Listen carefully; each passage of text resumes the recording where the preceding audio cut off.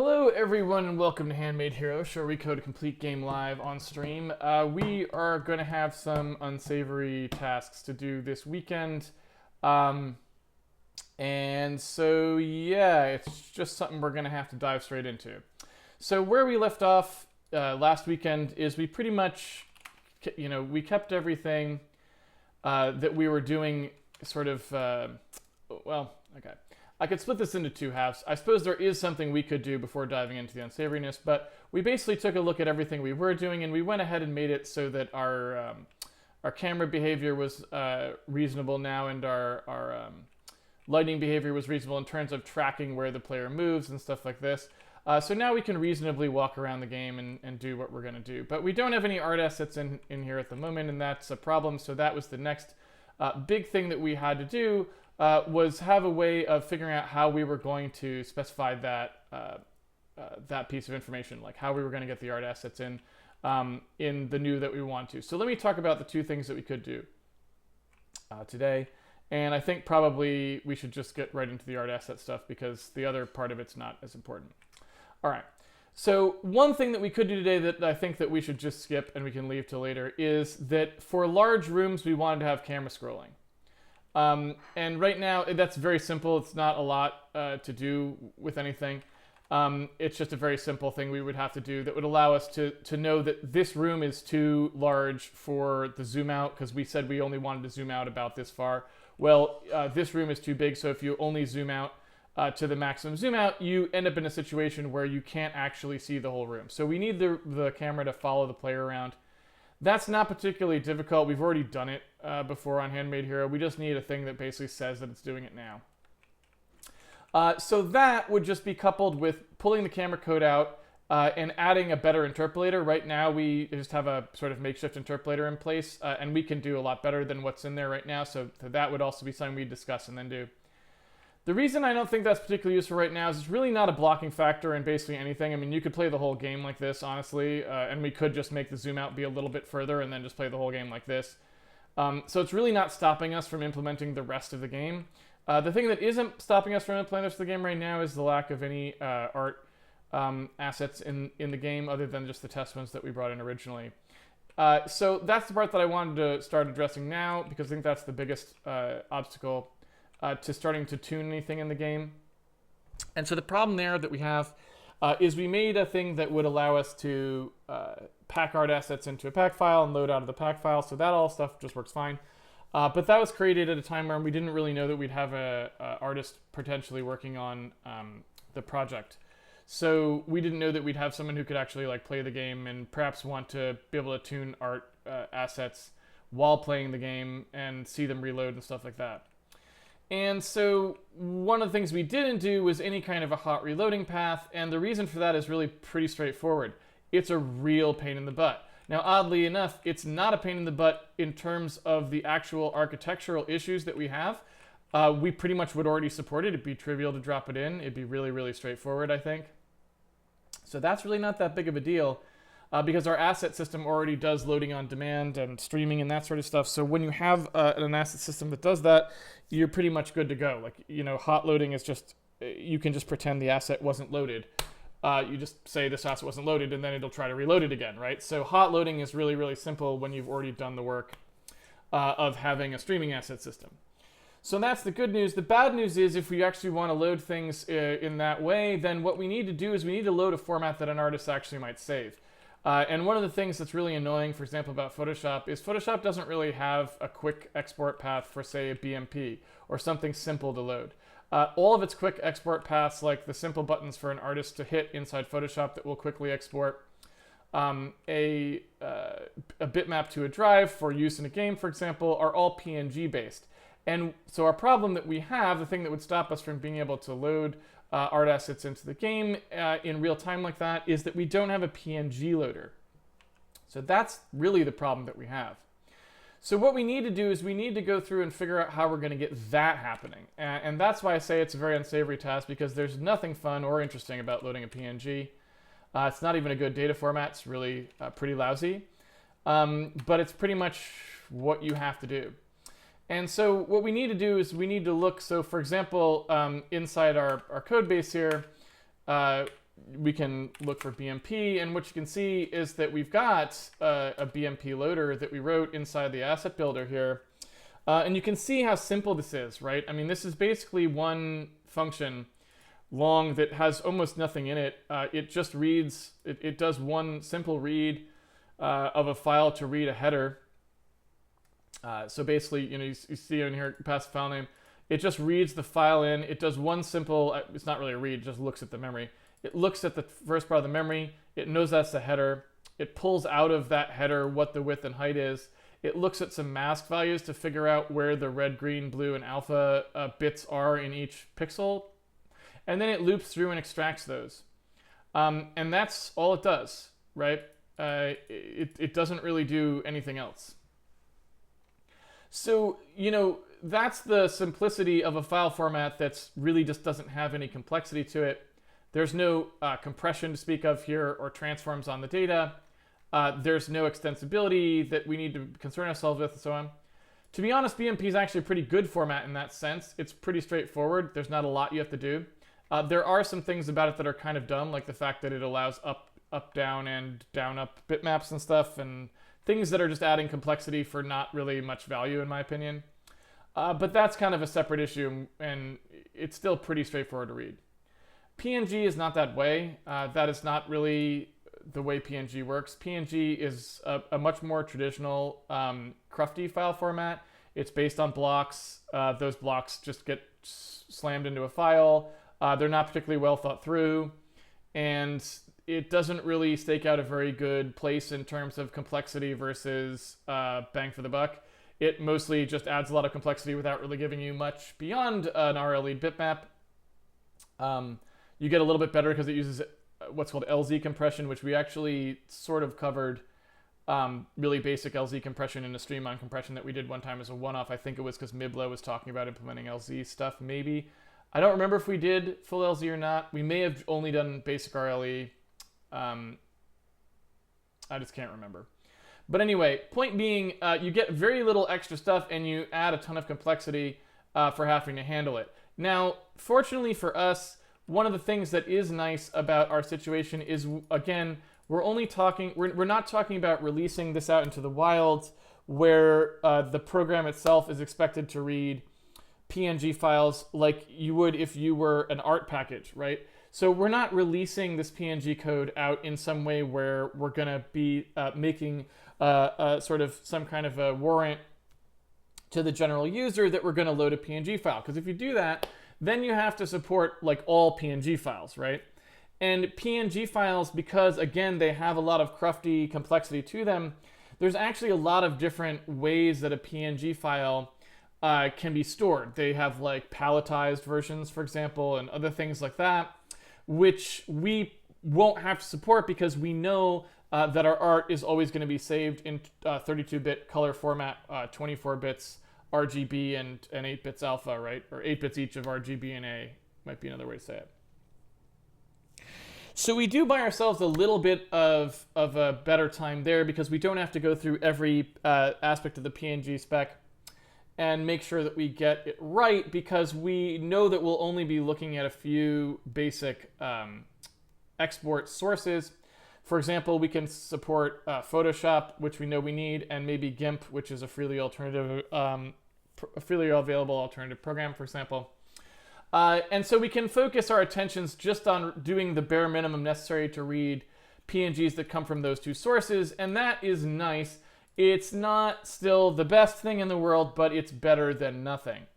So that's the situation as it stands, and we need to just attack it head on. There's nothing else we can really do other than what I just said.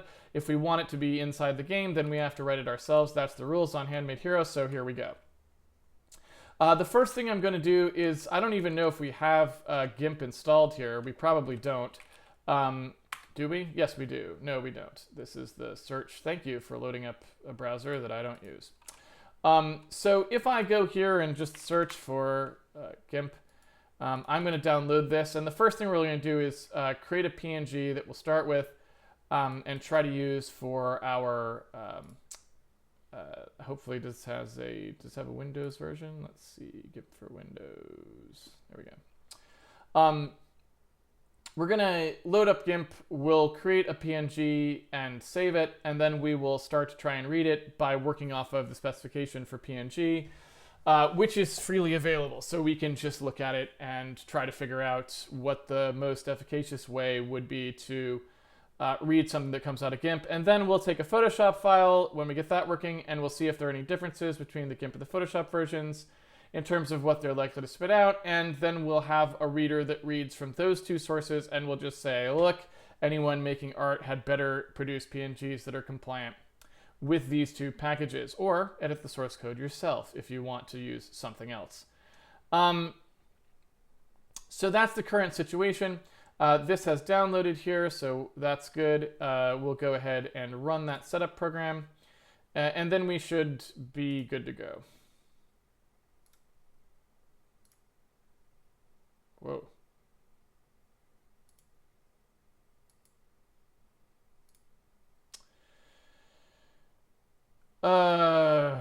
Don't really care about that, but whatever. I don't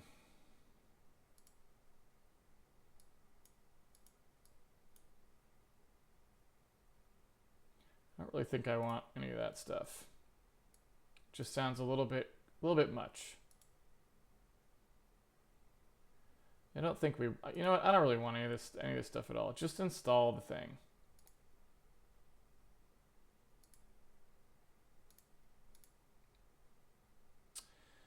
All right. So while that's doing its thing, I'm going to go ahead and look up the PNG spec. So here's the W3C version. I'm going to look at a couple different pieces of information here, just in terms of anything that I see that I might be interested in. So here's the W3C's version. Here's sort of looks like an old version from '96.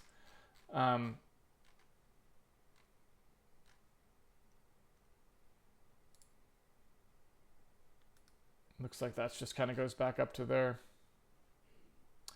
So maybe we'll leave that out for now.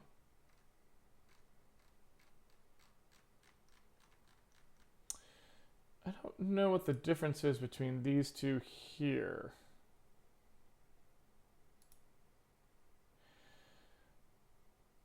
This must be an older version, maybe? But I'm going to leave both those up. I don't know which one will be more useful to us, but I'm going to leave those two up. All right, so we've installed GIMP, and again, that's something you can do at home because it's free software. I've never used GIMP, that's good. GIMP 2.10. I didn't even know there was a GIMP 2.10. I think the last version I used was 2.8. I like to use single window mode, but it looks like it's the default now. That didn't used to be. It used to have windows floating all over the place, and it was kind of nuts. But it looks like this defaults to that now, so that's kind of nice. All right, I'm going to go ahead and make a new image here.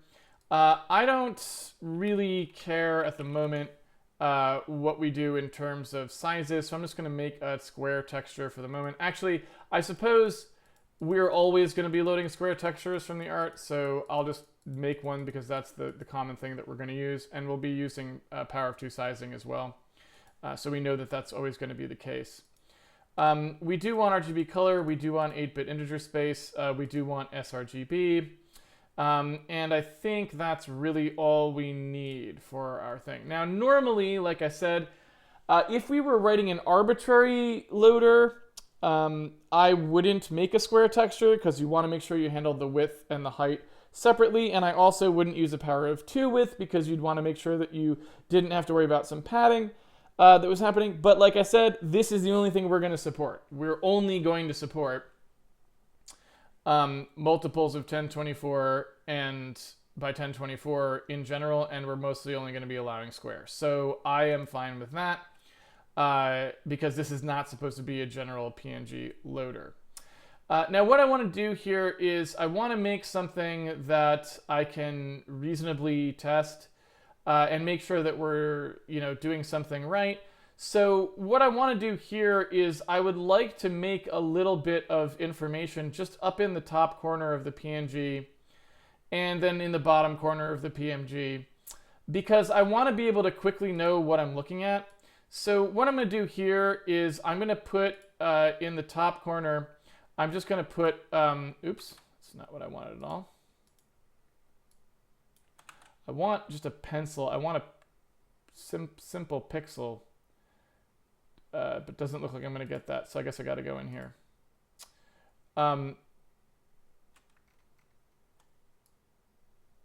So it looks like,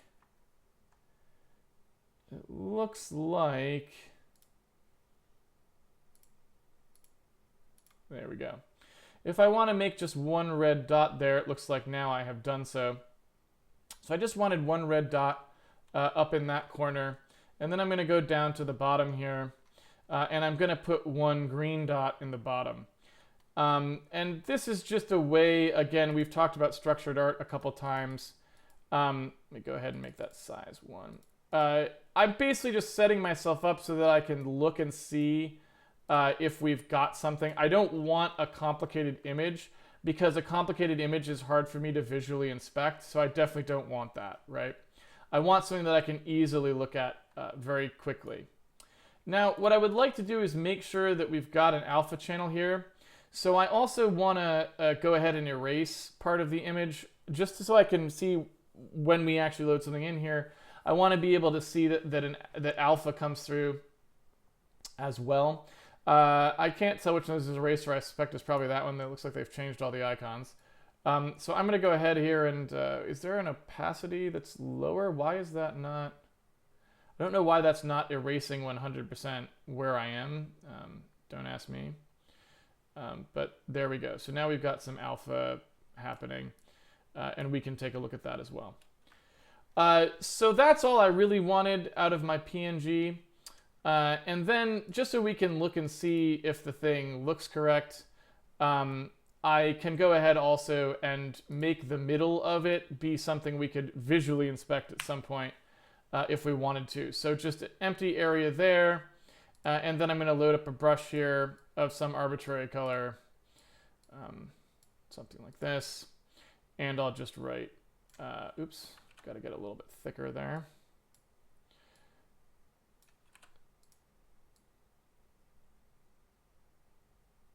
Our name in there, and then we're good. All right, so I think that's all we really need. I'm going to go ahead and export this. And I'm going to put this into W Handmade. And I feel like normally this would go here in the data directory. The data directory doesn't get synced, and we might want this to just be a test ping. So inside here, maybe in one of these directories like MISC or something, we could put, or maybe I could make a little test directory that we start syncing or something like that. I'm not sure, but let me go ahead and try it. Let's just have a test directory here. And I'm going to call this GIMP PNG. I guess we can just call it GIMP test PNG. And all I'm going to do here is just export this and let it do whatever it's going to do. Now, I don't want it to do an automatic pixel format. I'm presupposing that I only want 8 bits per pixel RGBA. And so I'm going to force it to do that. I don't care about the rest of this stuff, really. These will presumably create things that we don't actually care about anyway. So we're just going to leave it as it is now and hit export. So that creates a PNG file. And hopefully if I now go in and try to reload that PNG file, I would just get exactly what we just looked at, and nothing weird would happen, right? So there's our PNG. Presumably there's an open with GIMP. There it is. And so there's our image. So that's what we want to do now, is just get that basic operation working. So what I'm going to do at the outset here is I'm going to just go ahead and probably make this its own little file. So we've got in our build process, you know, there's sort of the test asset builder here. We've got the line commented out and the simple compressor line here. These are not things that are being used. They're just things that we had played around with. I'm going to make another one of those that we can go in here and say, all right, I want, you know, maybe you know what, we could just make it be code we're actually going to link in. Let's just call it handmade PNG.cpp. And what we'll do is we'll make the handmade PNG code that would normally operate inside Handmade Hero. And then what we'll do is we'll just stop compiling it as its own thing later when we need to put it into the game. So I'm going to create that handmade PNG.cpp here. Oops, that's not the load command. Handmade PNG.cpp. And then what I want to do is I'm just going to go into like simple compressor, for example. I'm just going to copy out the basic startup stuff. And one thing I would like to do is I will go ahead and see if I can just do this. And we'll see how that goes. Okay, yeah, it worked just fine. So this way I can create a main here, and I can just make something that reads a PNG and parses it. And we can just have it be its own program that I can step into and test, separate from everything else. And then once it's working, we just weld it into the mainline code. So assuming that we've got a main here,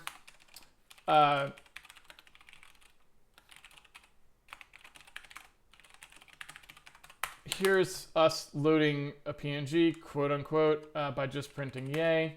So what I want to do now is I want to go ahead and take a look at what that did. You can see it should have in here made that handmade PNG.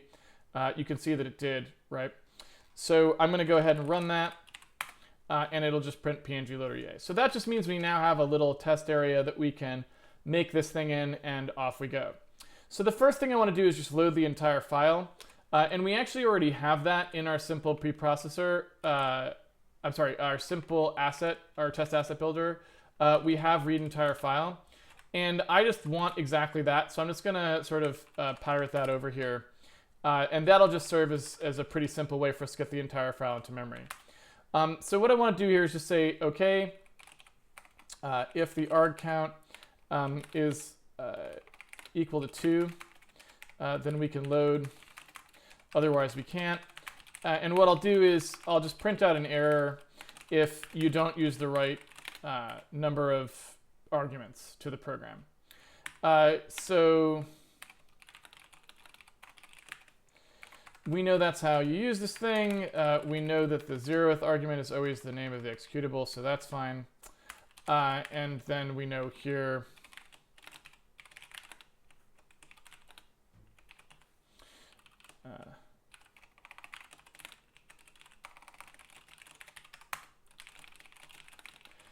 so again, nothing really revolutionary there.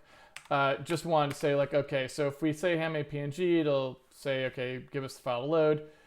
If we give it a file to load, then it'll try to load that file, right?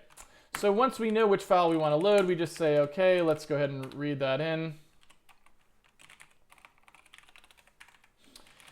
And now we have the entire file, so then we can do, why don't you parse this file, right? Go ahead and edit it. Okay.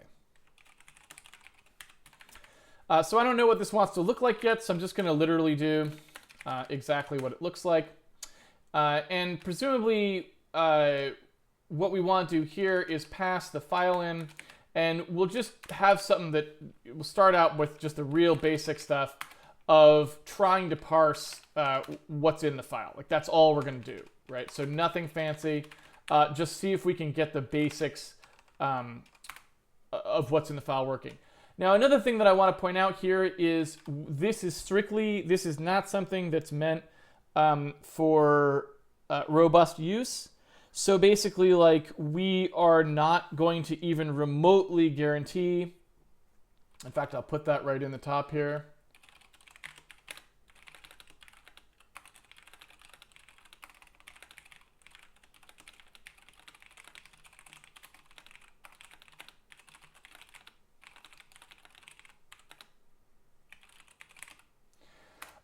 Basically, we are not going to handle anything special. We're not going to handle malformed PNGs. We're not going to handle malicious PNGs. We're not going to handle anything like at all. So this is going to be the most simple. It's designed only for use with an artist that you trust.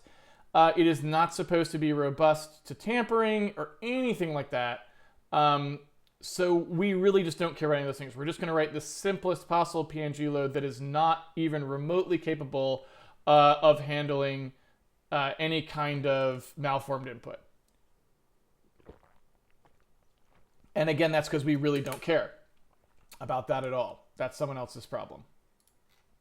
Okay, so let's take a look at the spec here.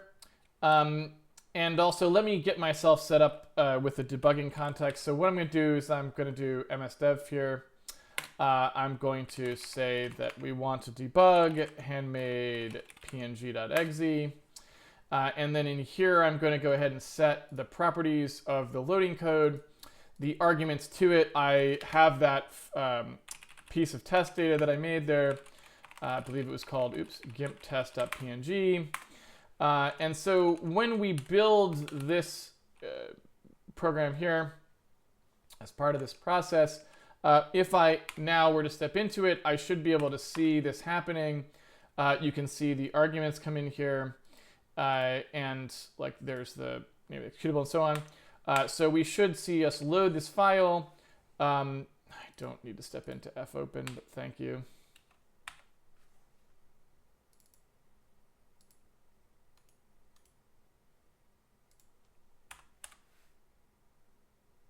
All right, never mind. Forget it. Doesn't matter. So what I should probably do to avoid that eventuality in the future is we want to be able to set this to OD, because probably what happened is the optimizer welded that all together. So what I want to do now is re-step into it just to show you what I was going to show you. So when we do an entire file, we should see it open the file. We should see it read the entire file in. Like so, and then close it. And then the thing that we're left with should be a result that has the size of the file and the contents of the file in it. So we have the entire file loaded into memory. Now it says that file's 30K. Let's make sure that is actually how big it should be, just to make sure we're not doing anything obviously stupid. That's the size it should be. So as you can see here, everything's fine. So then we've got the file in memory, and now we can parse it, and now we just need to write the code that actually starts to look at that and does something reasonable.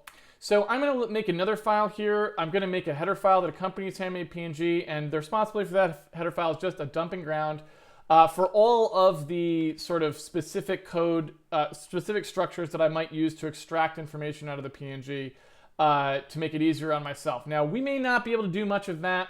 I don't actually know how structured PNG is as a format, so we'll see. It may be a very short header file, I'm not sure, but that's where I'm going to put that stuff to the limited extent that there might be any. So here's Handmade PNG. Again, I'm just going to copy this in there, like so. And then inside here, I'm going to go ahead and include it.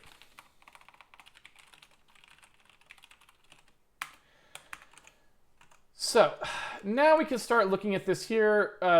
There's a bunch of sort of concept stuff and whatever. We don't really want to look at that stuff quite yet. We're going to kind of work our way backwards through there.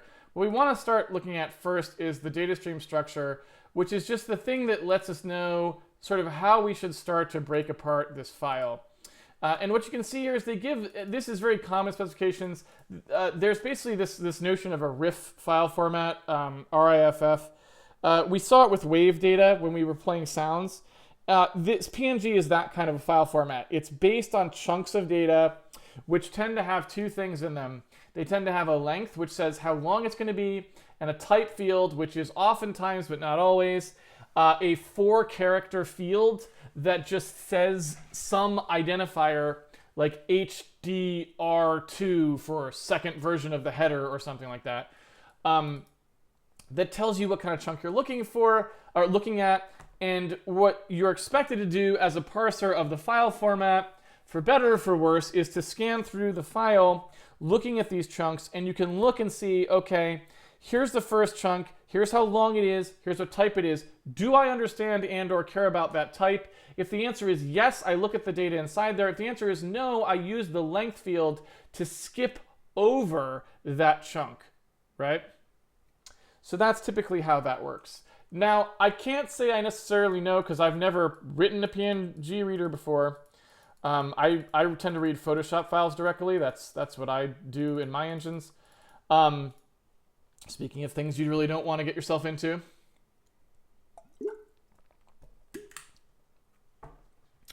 I have no idea what this kind of chunk means because this is like, I guess if you just want to put in a type that has literally no data, like I'm just trying to tag the thing, then I guess you have a length that equals 0 and then it's just a CRC of nothing. So that's kind of interesting.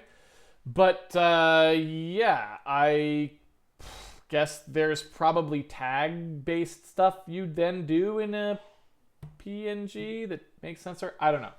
I'm sure we'll find out as we go along. But point being, you can see that this part of the reason I jumped right to the data stream structure part is because this is the part we actually have to start with.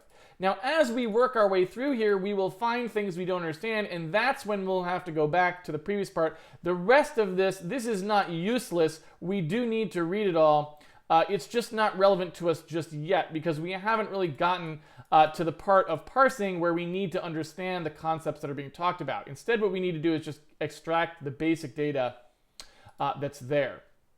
So the first thing we can expect to see, it says right here, is that the 8 bytes that begin a PNG file have to contain these decimal values.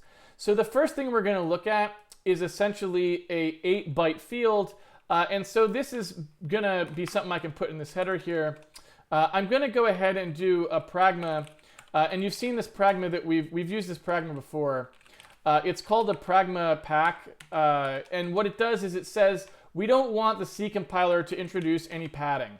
And the reason that we don't want the C compiler to introduce any padding here is just because if the C compiler introduces padding, then it won't align with what's in the file. So the file has its own ideas about what should be padded and what shouldn't be. So if we create structures here that are meant to overlay exactly with memory read from a file, if we then go ahead and say, okay, the C compiler can introduce any kind of padding that it wants to here, we will end up with something that doesn't actually line up with the data in the file. So this is a pretty important thing to do. So the first thing we want to do is talk about the PNG header. We now know that the PNG header has to have exactly this, and it's going to contain this string, if you will.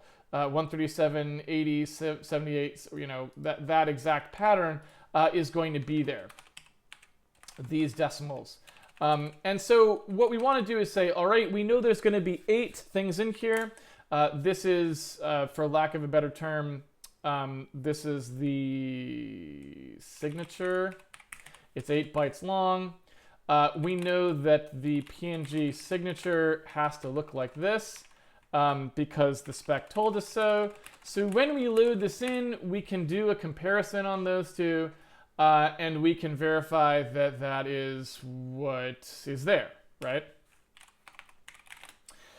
So that's all fine. We then have the chunks, and so you can see it says here the signature indicates that the remainder of the data stream contains a single PNG image consisting of a series of chunks beginning with an I header and ending with an IN chunk. Now, what that says to me is that it's not going to tell us the size of the file. We know the size of the file that we read, so we could do error checking on it if we want to. Like I said, we don't care about that. So really what we're going to do there is start reading chunks one at a time. And the chunk layout is very specific. You can see it here. It's got a length and a chunk type, and then the chunk data CRC stuff. So right here inside the chunk parts, they're going to tell us how to read that. It says that the length is 4 bytes, giving the number of bytes in the chunk's data field. It's only the data field, not the chunk type or the CRT. So when you say it's 0, it means that there's no chunk data. It doesn't mean that there isn't one of these and one of these. There's always those two. So effectively, since the chunk type is 4 bytes, and the CRC is 4 bytes for the cyclic redundancy check, that basically means that there's 4 bytes and then 8 bytes there's 8 bytes to start and then 4 bytes at the end. The length does not include those 4 bytes on either side here, the chunk type or the CRC, sorry. So we have a PNG chunk header and a PNG chunk footer. And again, do we really need these? No. These are here because I want to make a record of the structure of the PNG that's easy for me to see and easy for others to follow along with if they look at this code or have to debug it. So we could just go ahead and not have these, but I feel like this is a good way to document what I think the file format is. And that's just helpful, right? That's really all it is. Okay. So that's really all we need to do to start printing out what chunks are in this file. And what we can see here is we've got a list of all these sort of things that we might see in the file. So what I think we should do here is just make a thing that now can dump this aspect of the file, right? Because now we know enough to parse the entire PNG file. We just should. We won't be able to understand any of the data in it, and that's fine, but that's step 2, right? So let's get started here. So we want a header, and the header it should be in this file contents here. Now what we're going to see is, in fact, one thing that we could do is, and I think we should do, is we're going to have this entire file. We got this contents here, and what we'd see is we'd see the same pattern sort of appearing many, many times, right? Which is to say that we would do something like this.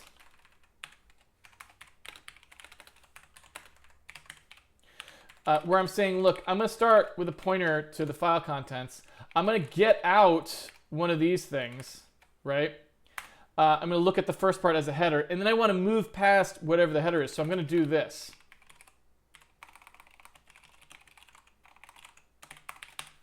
That's going to be a really common pattern that we would do, right?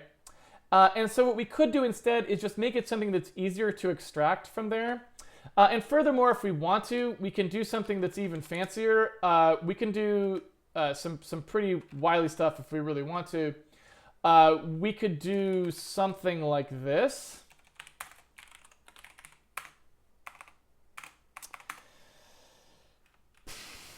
I don't really want to... Something like this, let's say.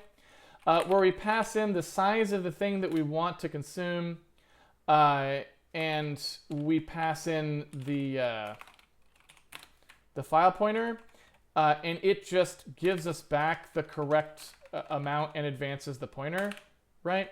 And then what we would do is we define a macro like so, and we'd just say, oh yeah, like tell us what type you wanted, and to extract out of here, and we will extract that for you, and make sure it's casted properly, right?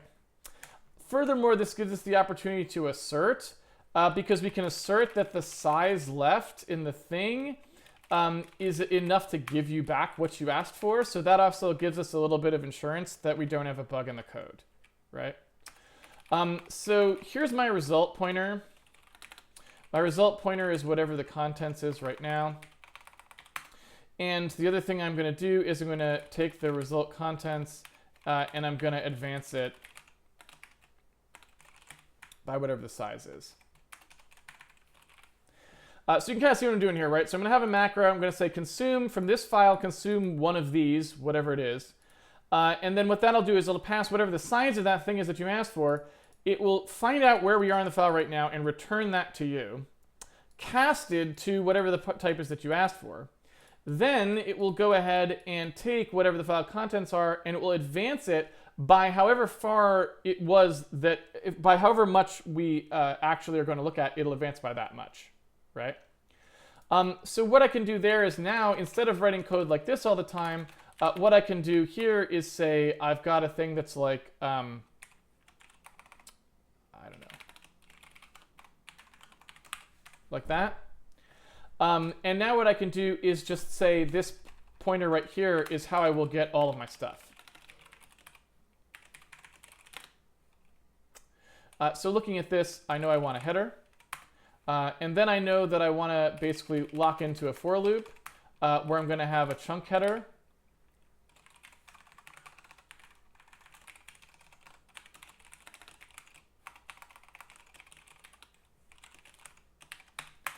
And I'm going to essentially keep going through here. I could, you know what, this would probably just be a while loop that just says while at, what's the word I'm looking for? While at content size. Like, no, it's here somewhere. There we go. While that content size is greater than 0, we'll keep going, right? And this assertion will tell us that we haven't hit the end of the file. What we could do too is we could make this just a regular error. What we could do is say, like, if the file content size is greater than or equal to the size, then we go ahead and do what it is that we were going to do. That should be fine. If we don't, we'll set the content size to 0. We could also do something here where we do this. And that way this code could if on that, right?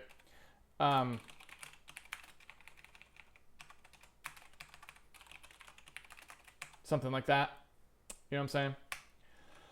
So anyway, while we're doing this, we can just do these consumes, and the consumes will just go, go, go, go, go. And each time we go through here, we'll get one of these, right? And off we will go. And that should just be fine. I think that's all we would really need to do. And then what happens in here, as we go through here and we get chunk headers out, when we see a valid chunk header, oh, you know what I should also do here is...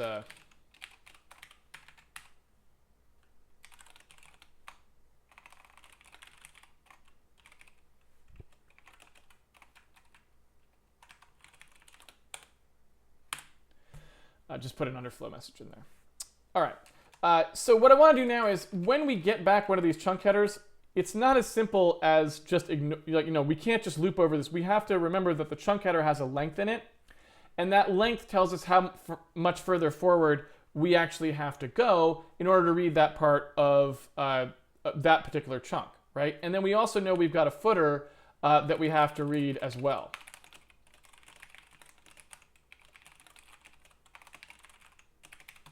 Like that, right? So in between here, this is the chunk data. We know that the chunk data is always going to be exactly the size that it tells us, right? So in the chunk header, that length field, we always need to consume that data. Now it might be 0, right? And so this might do nothing, and that's fine.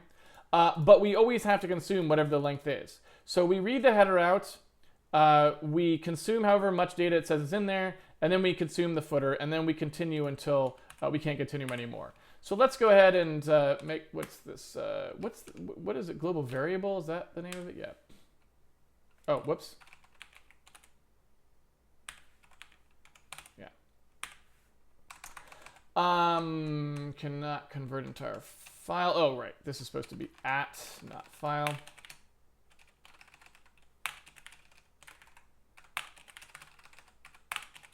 There we go. Yeah. Let's see here. Looks like we've got some kind of a complaint regarding the type. Oh, right. So probably I should have that because we actually want to consume size at various points as well. Right? That's not a struct at that point. So that's all we really need to do there. Now we've got sort of a we've got something now that will loop through it, but we don't actually have anything that it will print out, right? So there the program ran, right? But we haven't actually printed anything out. So what we want to do, and if I do it out here as well, just so we can see what it looks like, if I say handmade PNG, do we actually have? No. If I say handmade PNG, w handmade test, gim test.png, what you can see is we don't actually get anything. Oh, and we get that underflow there. So we were reading something a little bit incorrectly there, it would seem. So what we want to do now is start looking through this and getting this working correctly. And that's about it, right? So let's go ahead in here. Let's start by looking at what this equals at the moment, 3522. Oh, forgot something relatively obvious. When we advance this, file content size needs to go down by the size, obviously. Let's try that one more time. Okay. So let's start in here. We get back the file header, and I'm going to take a look at it. Oops. I suppose I should also have double checked since I had that typo there. Let me just make sure that it goes down, right? So it should have gone down by 8, and it did. So now if we take a look at the file header, what you can see is that it has that series of things that we said it should have, actually. We haven't checked them in our code yet, but it does seem to have that, right? 137, 80, 78, 71, blah, blah, blah, right? It's got that in there. So we know that the file header is apparently correct, right? So now we're going to read the chunk header. And there's the chunk header. Now, I probably should have said that the chunk header was a char star because it'll be easier for us to debug if I do. You can see that there's an I header, right? And there's the length. That length looks totally bogus. So I think I must have made some mistake here because the I header cannot possibly be that long, right? So I think I just, I got to go back and double check that I didn't do something stupid there. I probably did. And so we have to fix that. Let me just...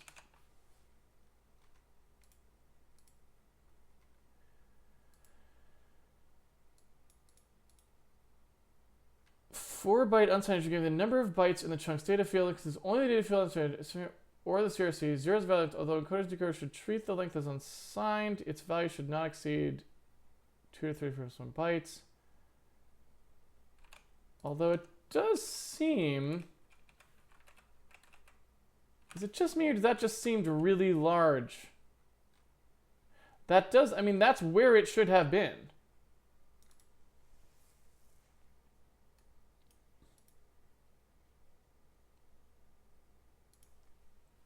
I'm going to make one small change. We're going to come back here in a second. So what I was going to say here is, if we treat this like so, and you know, I could even do it this way.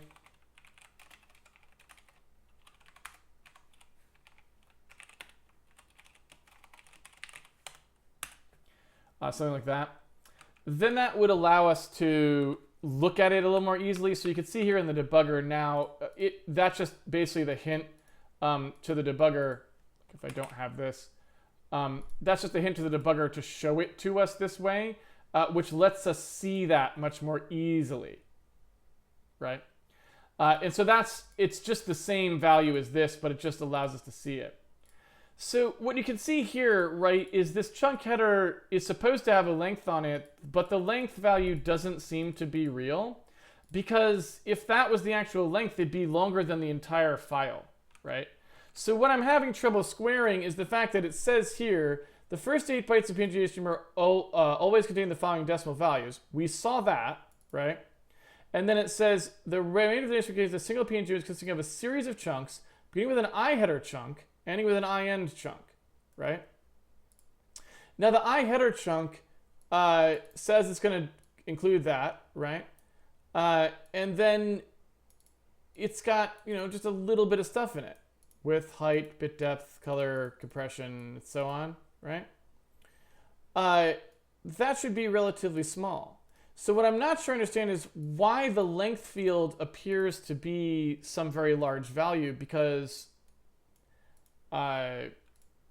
it shouldn't be, right? That doesn't really make any sense. So when we try, I mean, that explains why we get the underflow there, right? If we come in here, what we're going to see is we get a file underflow immediately because we're asking to read this giant thing, and it can't do that, right? So these two will both underflow, and then we'll exit out. So that's a little confusing because I'm not sure what else we could really do about that if that's the spec. So is this spec a little bit off? You know, what do we make of that? Or did I miss something here that I didn't understand? So let's take a look at the chunk specifications. Let's see. PNG distribution between signature, file signature chunks. Each chunk has a chunk type which has its function. The clause defines PNG chunks standardized in this general section. Defines file structure. This is also the order in which chunks may appear for details for the encoders. Chunking. I'm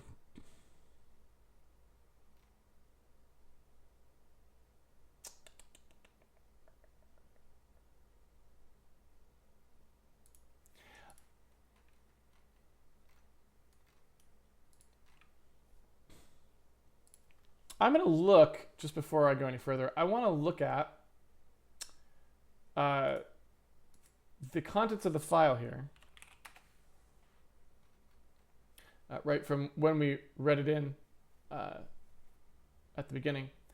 I want to look at the contents of the file as just raw memory, just so I can kind of see there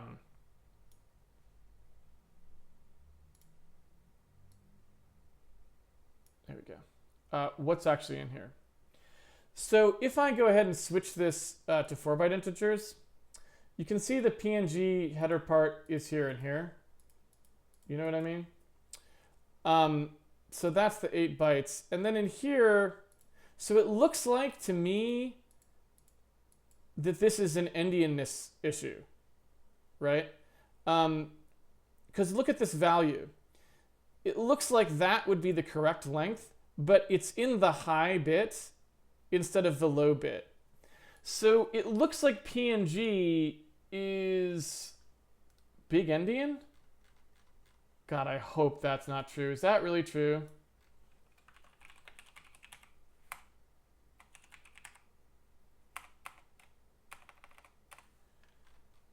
Does it have a section on Endianness? It might be switchable.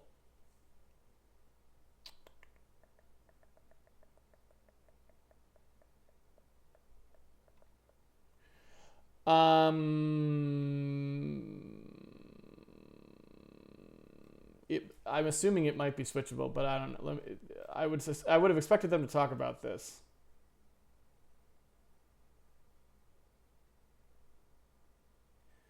The fact that the phrase endian appears nowhere in the spec. Byte order. There we go. All integers require more than 1 byte shall be in network byte order. The most significant byte comes first, then the less significant bytes in descending order. Blech. Bad, wrong, incorrect, false.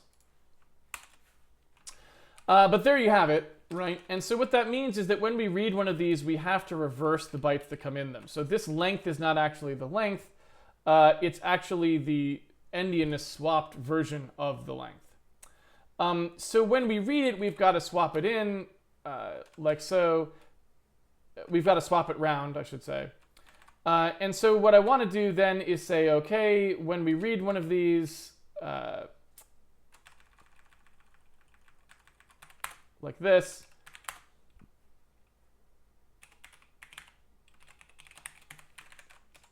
I got to do this.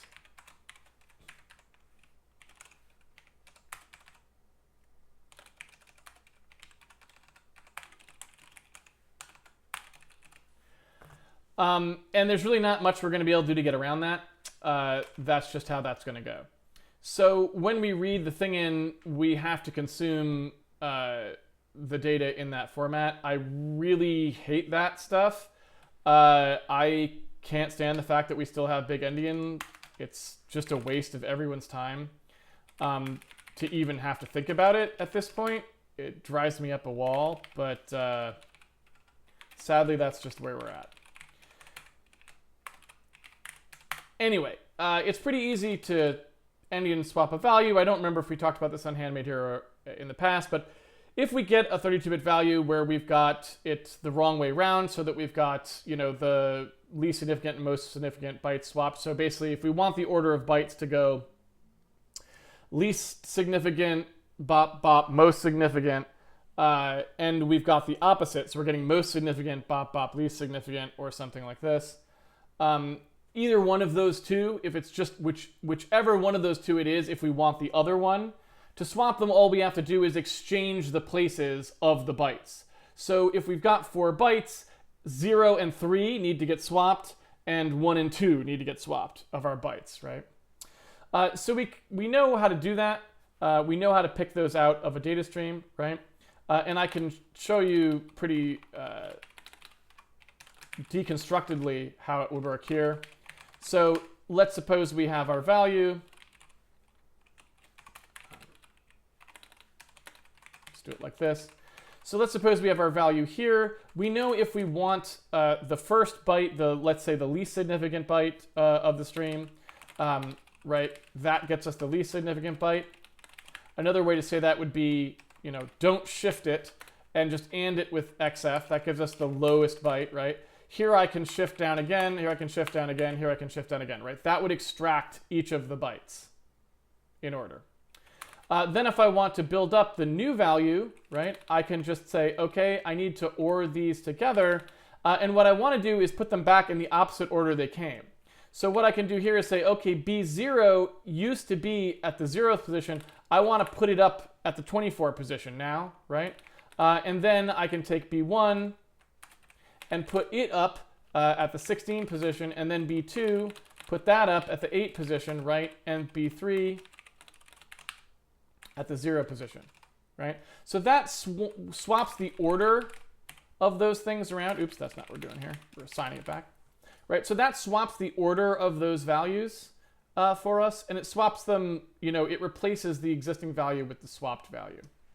Now, the thing that you can notice here is that the compiler may be smart enough to just realize what we're doing and do it correctly, but what you can see here is you don't really need to quite do it that way, because what you can see here is B3 gets like shifted down 24, ANDed, and then shifted up 8 or whatever. B2 is shifted down 16 and then up 8. What we could do instead is just do one shift that shifts it into the right position, and then one mask that masks it out correctly, right? So you can do a more condensed version of the swap if you want to. So for example,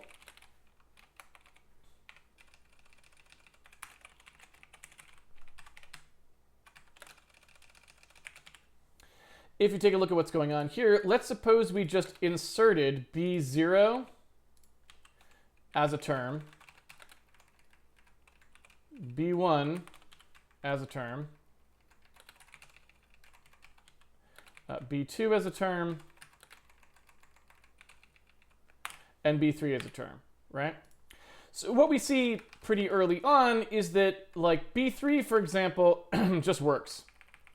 That is exactly where that value needs to go, right? It just gets shifted down 24 and masked off by FF. But do we really have to mask it off by FF? No, because this shift will shift in zeros for us, and there's nothing up above it. So really, that's all that's happening, right? All we're doing there is just saying, okay, we just need to shift it down 24. That'll just leave the 8 bytes exactly in the lane that we want. Now, this one that shifts down 16 is then getting shifted up by 8, right? So it's going down 16, but then it's going back 8 the other direction, right? So really all that has to happen there is it just has to get shifted 8. That's it, right? But in order to, when we do shifted 8, we need to block out the part that we're talking about there, right? We need to block out the part that we're actually interested in because it's still got cruft on either side of it, right? So what we want to do specifically there is make sure that we're knocking out only that one part of the value that we're actually trying to put in, right? Which is this part right here, because that's trying to get that lane, right? So we got the least significant byte, we've got the next to least significant byte, we've put it in place, and we just need to make sure that this cruft isn't still there, right? And that's all we need to do for that. Now this one is the opposite of that. This one's going down 8 to mask it, but then it was going back up 16. So instead what we can do is just say, look, that's just a shift upwards by 8, and now the same thing happens, right? We just need to mask it with something that will make sure it clears out the other part of the cruft so that we don't have to deal with that, right? And furthermore, if you look at what's going to happen here, there's a number of things you can sort of see going on. One of the things is, well, it'd be nice if these two masks were the same. we actually can make those two masks the same, because if you think about what's happening here, we could just choose to mask beforehand, right? If we mask this guy beforehand here, like so, then this would be the same mask, so we could use the same mask twice and not have to use an additional mask, because we just and first and then shift, right? And then finally, this one is one that's just up in the, that needs to go up in the top, and it starts at the bottom. Same thing's true here, right? We can mask that off early and not have to load a large mask in, and then we can just shift it up by 24 to put it into the correct place. Now here's the thing. Why would we mask it at all? If we're gonna shift it all the way up 24 places, all the stuff that would have been there is just gonna get obliterated anyway. So we can, again, just like we did in this case, when you shift one byte from the bottom or the top all the way to the other position, all the other values get shifted out. So we're left with a pretty straightforward way of doing this once you work it all through, that you can kind of see here.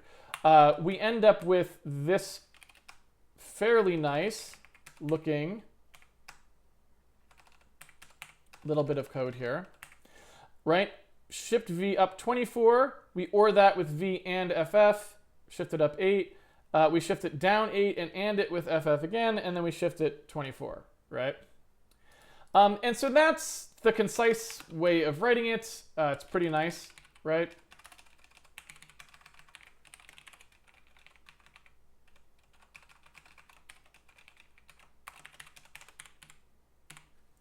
And so that's nice and clean, right? It's pretty good.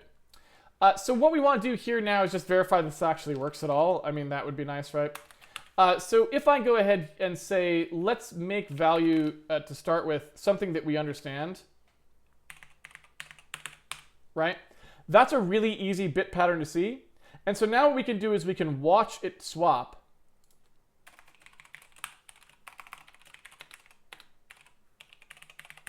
And put it into that position, right? So let's just do that. There we go. So I'm going to go ahead and run to there.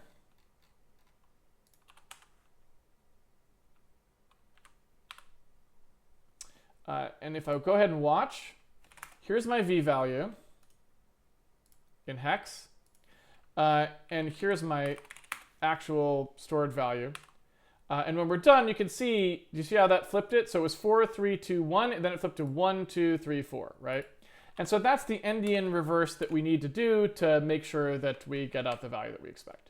Okay, so now let's take out the nerfing there, like so. So now this will actually swap real values for us.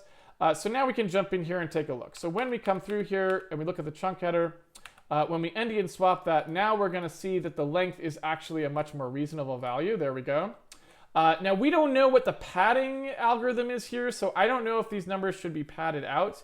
That's something we're going to have to look at and see, but we should know right away if it is or isn't, because remember, this is a chunk data format, so we expect to see chunk, chunk, chunk, chunk, chunk. If we jump forward by the amount that's specified, which is 13 now that we've read it in Endianness format, correct, right? What we're going to see here in this next go through on the read is we should now see another valid chunk header, and we do, right? So it looks like they're not padded out. So here's our BKGD, that's a background data chunk probably, I'm guessing just by the name. Again, a short one, so there we go, and we just keep on reading here, and off we go. So now let's go ahead and take that, because that's all well and good and fine. Now that we're reading this a little bit more correctly and we figured out the little Endian problem, what I'd like to do now is just have this print out what we're actually seeing in the file so we can look at it cleanly. So when we come through here after we do our Endian swap, what I'm going to do is I'm just going to print out what the type is for each of the chunks in the file. So when we get the chunk data out here, what I want to do is now I'm just going to print the header. In fact, I could print it right here.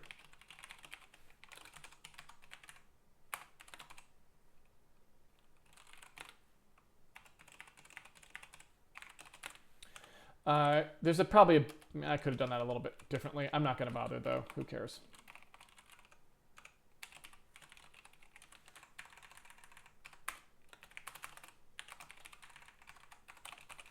There we go. So now we should be able to do is run it like on a file like this, and it should tell us all the chunks. And now we can see that we're actually parsing the file correctly. at least for this kind of file, because you can see we didn't have any underflow. Like we read exactly the amount of data we should have read. And you can also see that we got exactly what the spec said we should get. An I header at the beginning and an I end at the end. And then all of this is just data information that we can choose to parse if it's something that we think affects the image we actually care about and not if it doesn't. So for example, TEXT chunks, I'm guessing just based on the name that might be something we don't really need to parse. Yeah, and you can see here it just contains a keyword and text string in the following format. So there's a keyword character string, a null separator, and then some other text string here. So what I could do there, for example, is just look and see if I want to check. Like I could do something like this.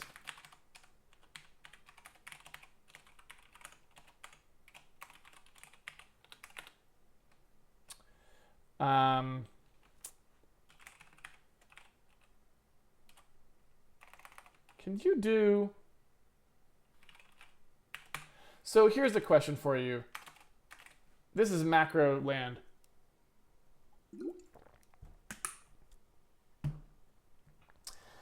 For CC is usually the name of these kind of codes, the like 4 letters for a type code thing, for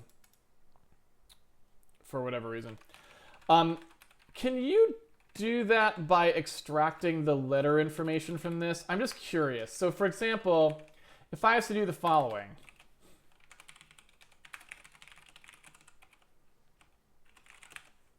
Could you just say, all right, I want to take the string that you give me and I want to extract the 0, the 1, the 2, and the 3 from it? Like, is that on the table? I don't really know.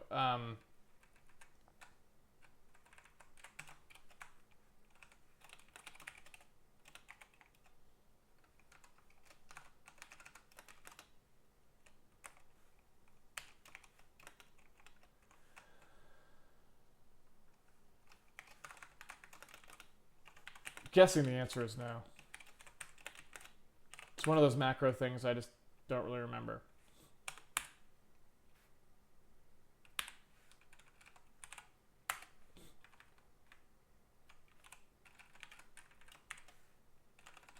And so what was this? It was like TXT? Yeah.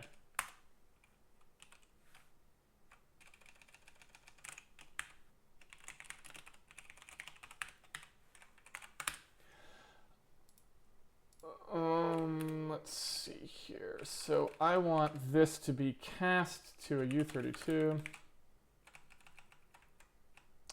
Actually, I want that to be true prior to this. So I'm really surprised that that worked, by the way, if it worked, but it's pretty cool.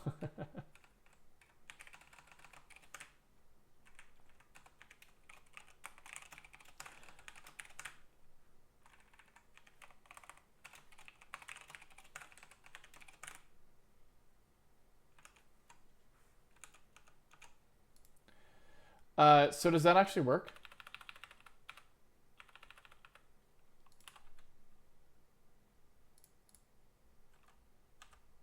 So where is it? There it is. Holy cow. Well, that's pretty great. All right, so that's a pretty easy way to take a string and turn it into a 32-bit identifier just automatically. I wasn't sure if that was going to work, but that's pretty cool. I've seen a lot of times... Let me see if I can... I've seen a lot of people do it like, yeah, like that, right? I've seen a lot of that garbage, and it's just dumb. Like, this stuff is just, like, look at how stupid this is, right? And, like, this is way better if you can do it. I don't know if you can do that. Maybe you can do that. But this seems really good if you can't, right? This was another thing I was going to try. I'm not sure if that does work.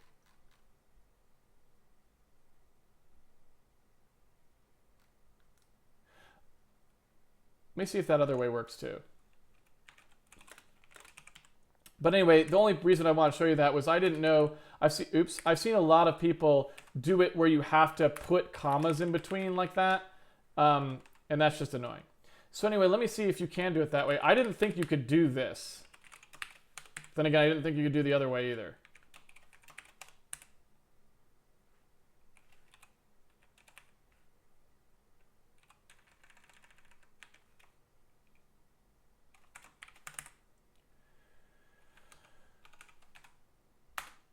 That's great. So these are real easy then. Those are so much better than the comma separated versions. So that's cool. I'm happy about that. All right, so that makes it really easy for us to sort of switch on which type of chunk we're getting. So what I want to do here is like, here's the thing that consumes the chunk data, right? And what I probably will do here is just say, look, we'll consume the chunk data at the outset. And then I'll just do a switch on the type. And then we'll just put some cases in here. So here's the cases that we saw.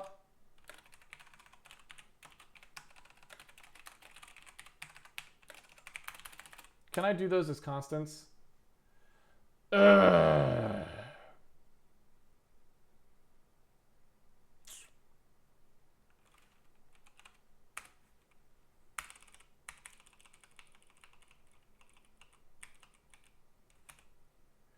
So there we can now see the benefit of this approach, I guess.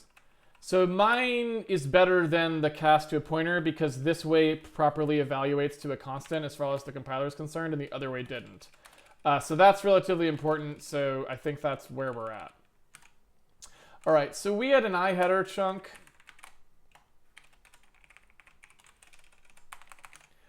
A BKGD chunk, a PHYS chunk, a TIME chunk, a text chunk, IDAT chunks, and an end chunk.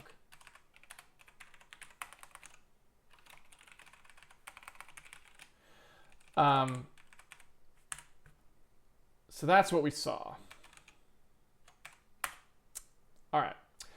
So a TXT chunk, supposedly it's like just textual data you could print out there. So in theory, we should be able to just do this.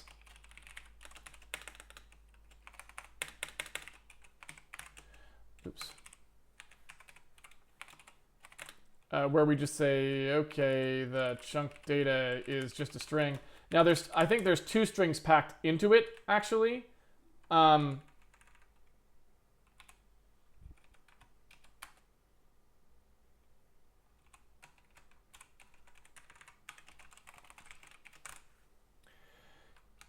So we actually would print out more than that one, but in theory, so there you can see. So let me just see what this says in the spec for what's in there. We can go ahead to TXT, textual data. Oops, that's the wrong one. So for textual data, it just says the 4-byte chunk of decimal values. Each text chunk contains a keyword and a text string in the format keyword, null separator, text string. So I guess we just say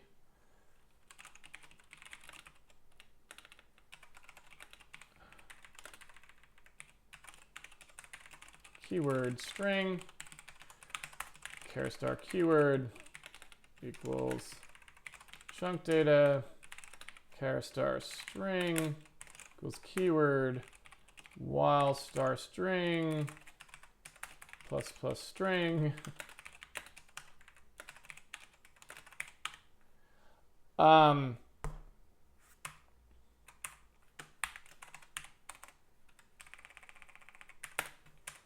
Right, so we just basically say, look, go till you hit the null terminator.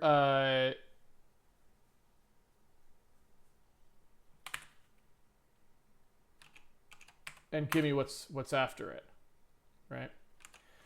It looks like they don't null terminate the other one, right? Because you're seeing garbage at the end there. So it looks like you're expected to null terminate it yourself, I'm guessing. At least that's what appears to be the case. So like wherever the chunk footer is at that point is the part that would need to be the null terminator. So what we can do here is just say, all right, like you need to print out only a certain amount of this string, and the amount that you're going to print out is going to be whatever the null pointer, whatever the end of the chunk was. We'll just say that that's as far as you can go, because it looks like that's not null terminated. Only the first part is. Looks like. Yeah. So, and also I guess the problem here is that it's only going to accept that on the printout, which is fine. We know it's not going to be more than that. So that's a text chunk. That's going to be the easiest thing probably that we can interpret. Let's see which other ones of these we care about. That was just a little bit of practice. We probably don't care about most of the other ones here. But let's just verify that's true. I don't know if it is or not. So we want to just go ahead and see what all the rest of these chunks are before we decide what we need and what we don't need, because who knows. All right. So let's take a look at the first chunk we've got here, which is the BKGD chunk. We know we have to read the header one. It's the default background to present against if there is any other preferred background, user supplied. Yeah, so we don't care about this color because our background is always transparent if nothing's specified there. So we don't care about this, right? This is ignored. Let's take a look at the fizz chunk. Pixel size and aspect ratio, don't care about that. The time chunk.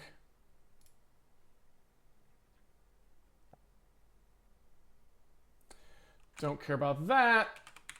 And technically we don't care about the text chunk either. So at that point we're just down to this. It looks like these are the only things we care about. The header, and honestly the end chunk I don't even know if we care about. Is there anything in it? No.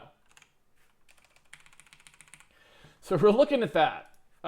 We're basically looking at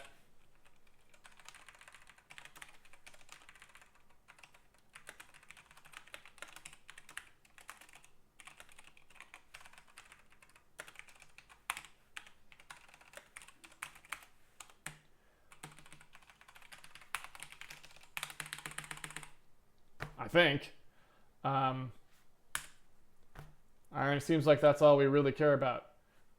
So at that point, we're just like, all right.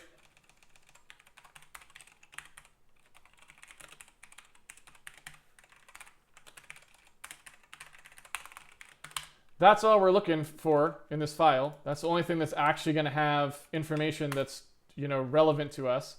We're parsing them out. So now we've got the two things we need. Let's start with the iHeader chunk because that's the one that's probably easiest because it's not going to have any compressed data. It's just going to tell us like what we're actually doing. So you can see that we've got this nonsense going on here. It basically says width, height, bit depth, color type, compression method, filter method, interlace method. So it's telling us how to read the file, right? It looks like that's it. So it looks like really the rest of this is just telling us what these things could be. So let's just go ahead and get those values out. Let me make a structure that reads out that exact thing. PNG iHeader. So that's going to be the width, oops, the height, the bit depth,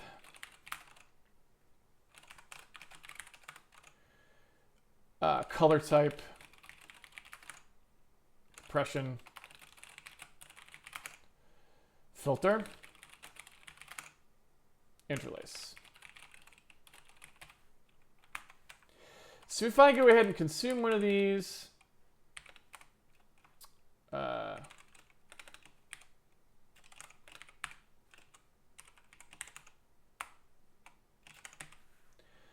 I actually don't have to consume it because we already got it. It's right there.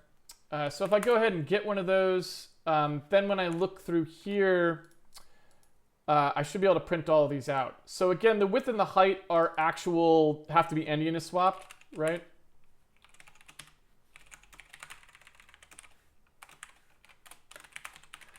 Because they're going to be stored in network order, much to our chagrin.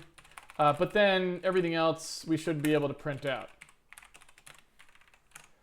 It doesn't see whether that's an unsigned integer or a signed integer. I'm going to go ahead and treat it as unsigned because I don't think you can have negative width and height. That may not be true.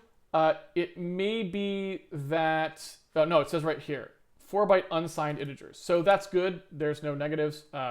Sometimes they, like what we saw when we parsed bitmap so long ago, negative means that's flipped in that along that axis. It looks like we will never have that here. It'll always go in the same direction. So that's nice. That just makes things a little easier. So let's go ahead and print out the rest of this.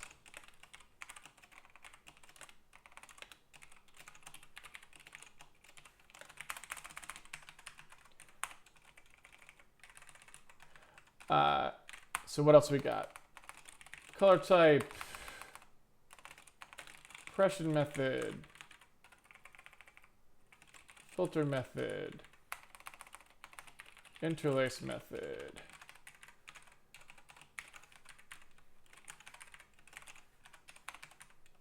Okay. So now we should see data about our image coming through. Hopefully it's all correct. There's the width, the height, the bit depth, color depth, compression, filter, interlace. What you can see here is these are exactly what we'd expect. The only thing I don't see here is anything like how many bits per pixel there are, things like that. I think that's because color type is probably just a value which is going to tell us all that information. We just haven't looked at it yet. So color type 6 probably means RGBA. We'll see in a second. Compression, filter, interlace method, I have no idea what they're actually telling us. I assume interlace method 0 means non-interlaced. I assume filter method 0 means non-filtered. I assume compression method 0 actually does mean compressed because this image is smaller than it would be if it wasn't compressed. So I assume 0 is actually defaults to LZ or something like that. We're going to see in a second what that is. So let's go ahead and take a look and see what those values actually translate into. It might be the compression method 0 actually means uncompressed and it's actually talking about some other thing. That's not the bit plane data or something. I don't know. But let's see. So bit depth is a single byte integer giving the number of bits per sample. That's exactly what we expect. We want that to always be 8. So that's going to be a requirement probably. If it's not 8, then that's an error, I would say probably. Color type is a single byte integer that defines a PNG image type. The values are 0, 2, 3, 4, and 6. So here's 0, 2, 3, 4, and 6.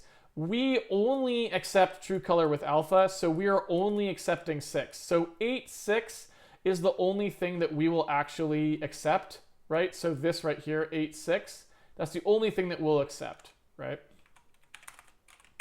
So basically we'd say if the I header bit depth is not equal to 8, or the I header color type is not equal to 6, unsupported is going to equal true or something like that, right? So there's going to be basically a Boolean here that says that this thing's unsupported. What I might do instead is something like this. I might do it affirmatively. Just assume it's not supported. In here, we'll actually set it to supported when the bit depth and color type and everything else says exactly what we want. So if those two things are correct, then we'll say it's supported.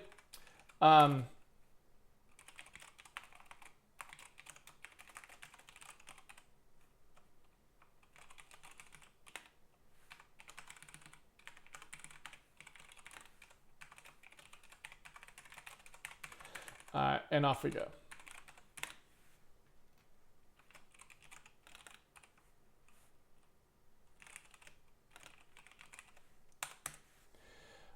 All right. What was the problem? Syntax error. Yes, I agree with that. All right. So what we want to do now is look at these compression, filter, interlace things because we don't know what those mean. So let's take a look at that. Compression method is a single byte integer the method used to compress the image. Only compression method 0 is defined in this international standard. So that basically means that we're going to be using compression method 0. Oops, these are ands now. So compression method is going to have to be equal to 0. That's the only thing we're going to support because it's the only thing that's even in the spec. Filter method single byte entry that indicates the pre-processing method deposits the image data for compression. Filter method 0 is defined. That means we're in another good spot there because we only have to handle one case. Although probably there's a bunch of cases inside that case, but whatever. Interlace method single byte entry transfer order. The two values define the initial snare 0 no interlace or 1 atom 7. We may just require 0.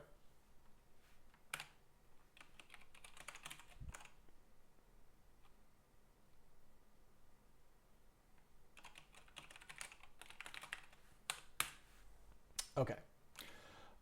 So that's going to be what we require in terms of what comes out of here.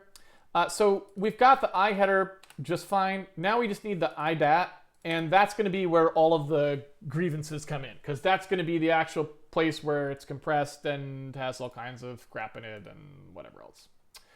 So let's jump down there and see what we've got. A 4-byte chunk field that is the actual image data, the atmospheric compression algorithm, see clause 9 filtering, clause 10 compression for details. There may be multiple IDAT chunks. They should appear consecutively with no intervening chunks, which they did. The issue is the concatenation of the constant IDAT fields in all the IDAT chunks. So who knows what that means, but we'll see in a second. So let's start by looking at what's going on here. Filtering transforms PNG image with the goal of improving compression. Filter types for method 0. We got a bunch of stuff here. Averaging. We'll talk about what these do in a second here. Let's see.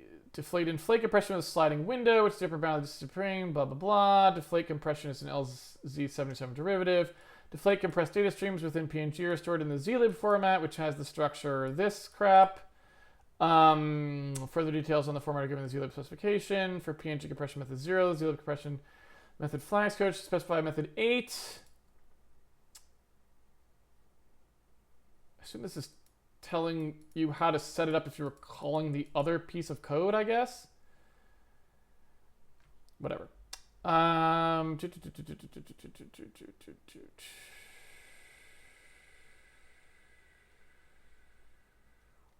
So this is really not...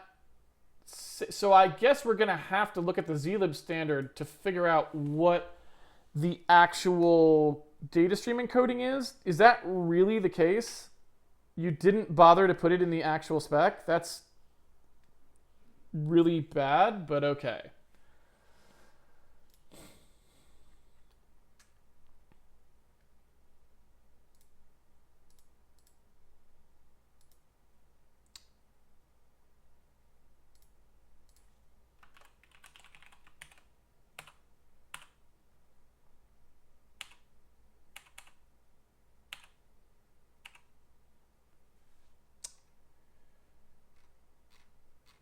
Would have been nice.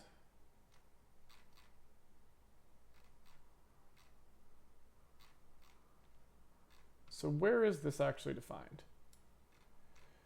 Let's see. Data format is probably what we want on page 4. A Zlib stream has the following structure: CMF, FLG. If FLG F detect dict ID, compressed data, Adler 32. Any data which may appear after the Adler 32 are not part of the Zlib stream. CMF compressed method and flags. Compression method is 0 to 3. The info is 4 to 7. Compression method, file CM8 denotes the deflate compression method for window size up to 32K. So I'm guessing that that is not stored in the actual PNG file. It's just assumed that that's there.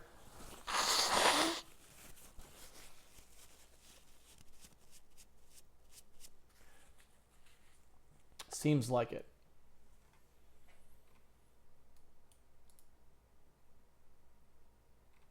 For compression method 8, compressor store in the deflate compressor for it. Show the document deflate compressor. Are you kidding me? So they referenced a file which itself references a file that actually has the format. You could have at least referenced the file that actually had the format in it.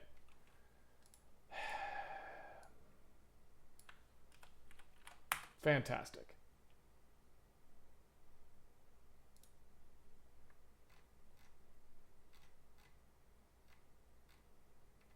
See why I said this would be a pain in the butt?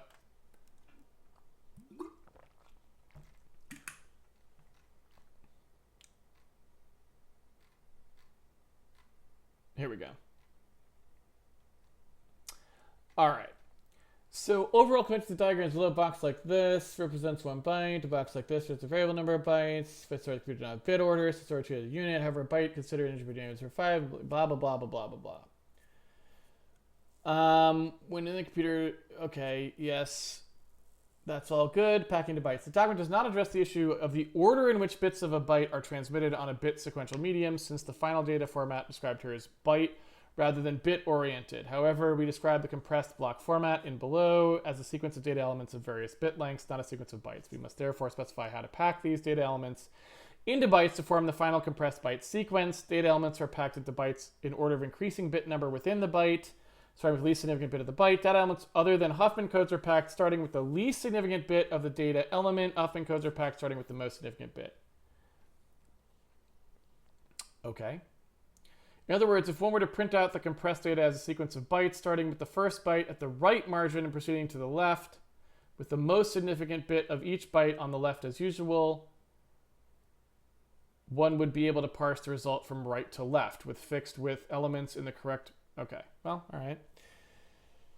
Prefix coding represents symbols from an a priori known alphabet by bit sequences, 1 code for each symbol, in a manner such that different symbols may be represented by bit sequences of different lengths, but a parser can always parse an encoded string unambiguously symbol by symbol. We define a prefix code in terms of a binary tree in which the 2 edges descending from each non-leaf node are labeled 0 and 1, in which the leaf nodes correspond 1 for 1 with, are labeled with, the symbols of the alphabet. Then the code for a symbol is the sequence of 0s and 1s on the edges leading from the root to the leaf labeled with that symbol. For example, and here we go, you can see how they've got the tree set up. Now, this is setting us up, I guess, for just a straightforward use of Huffman encoding. Huffman encoding, of course, which I don't think we've really talked about in the stream before, but let me just give a really quick overview of what this actually means. It's pretty straightforward, but the implementation stuff can get kind of hairy, so I don't know how crazy it will be in ping, but here you go.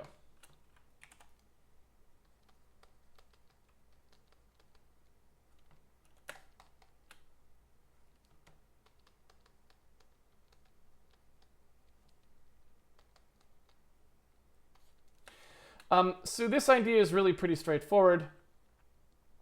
Let me explain how it works. So normally what we would do when we go to encode, say, just a simple piece of text even, right, is we have something like an ASCII code, which is just to say that, look, how many things do we need to encode? Well, we need to encode like about 128 things, right? That's roughly how many we have to encode for ASCII. So what we're going to do is say, well, 128 things, well, that's 2 to the 7th power, right? So what we're going to do is we're going to use 7 bits of information, and we're just going to give each thing that we might want to say, each symbol in the alphabet, if you will, A, B, C, D, E, F, G, semicolon, return space, whatever. We're going to give that one combination of 7 bits that says which one it is. So if we then look up what the ASCII specification says, oops, as I spell that wrong. If we look up what the ASCII specification is, you can then see here is the table that unambiguously assigns a 7-bit code to a specific thing. So you can see 0 to 128. You can see what all of it corresponds to, and off you go, right? Very, very simple and straightforward. It's great. It's fine. It's wonderful. Whatever. So the problem you get into coding stuff like this is it's not very efficient because, well, let me bring that tree back up again, actually. The chances, if you're encoding a piece of text that you might want to encode, say, the letter S, are actually quite high, whereas the chances that you're going to encode S0H start or SOH start of heading, a code which literally no one encodes anymore for any reason I can even think of, is very, very low. So even though you know that S will happen all the time and start of heading will happen like never, you end up spending the same amount of bits to write both of them. So from a compression standpoint, we're wasting 7 bits on an S, right? Which we'd like to store much more concisely. And it's also 7 bits to store a start of header, which as far as we're concerned could take like 50 bits because we're never going to store it. So in terms of the size of our file, storing 7 bits for both of these is not a very good trade-off because this happens almost not at all and this happens all the time, right? That's the fundamental starting point for compression, is to say, look, what am I storing most often? And let me try to use the fewest possible bits to do that because I want to assign the fewest possible bits to the things I store a lot, and then I'll use more bits to encode things that I don't store very often. That's the trade-off, right? So fixed encodings are really bad at that because they assign the same number of bits to everything, and that just wastes space because not everything has an equal probability of being specified at all times, right? So a Huffman tree is a simple way of starting to attack that problem. What it says is, well, look, what if I made a tree of bits such that you didn't always have to use all the bits? So for example, I'll just start with 1 bit. And if that bit is 0, that's an S. Just period. If the bit is 1, then I will actually look at the next bit. And if that's 0, maybe it's an E. And then if it's 1, I encode other things, right? And then maybe I've got a tree that actually branches out a little bit here to do the rest of them, right?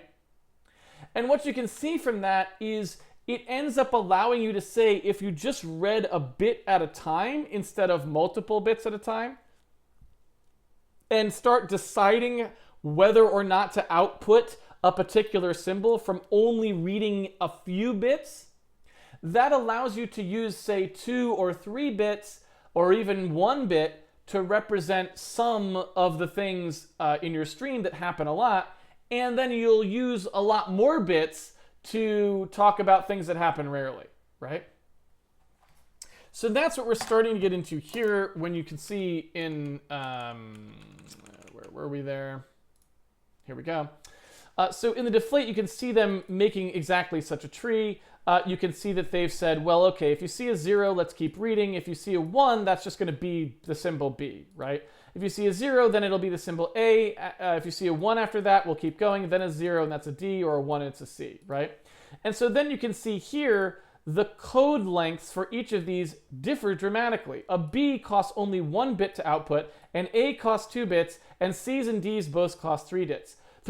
So what you can see there is they've taken something which used to cost, because it had 4 symbols, it used to cost 2 bits for every symbol, and what they've done is skewed it so that now it takes 3 bits to output C's and D's, but only 1 bit to output a B, and only 2 bits to output an A, right? So it's just shifting how you allocate the bits.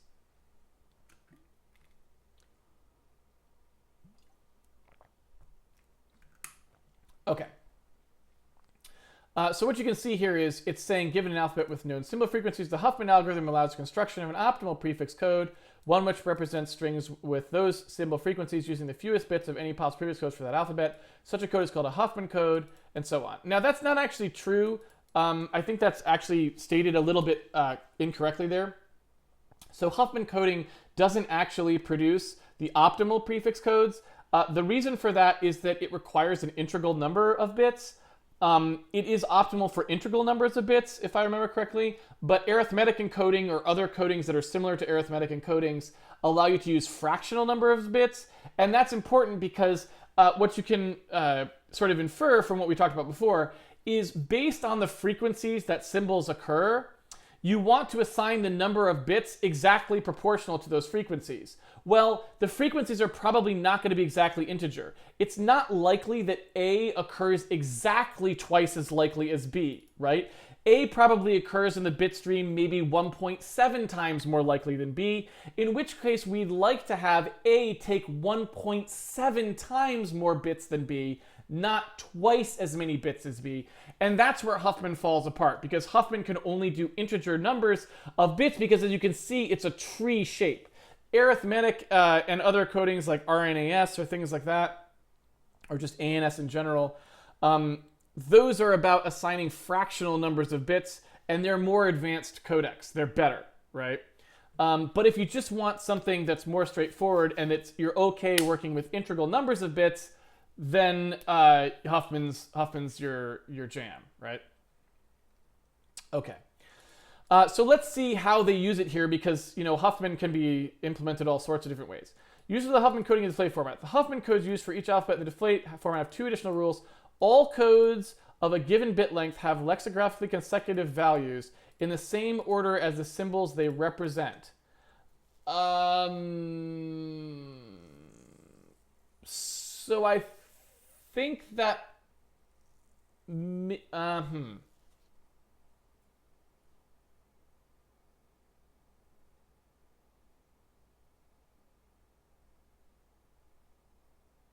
I don't understand the use of lexicographically in that sentence, to be honest with you. So I'm going to have to keep reading. I'm not a compression person, so it could be that use of lexicographically is very common. But it's just, I don't really do much compression stuff, so I'm going to have to take a mulligan on that one and keep going. We can recode the example above to follow this rule as follows. Assuming that the order of the alphabet is A, B, C, D, we get A, B, C, D.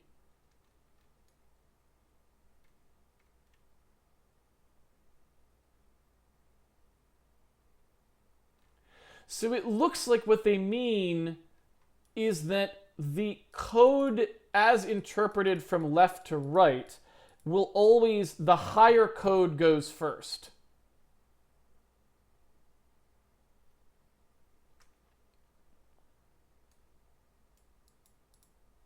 I guess. I mean, I'm not sure how else to interpret that.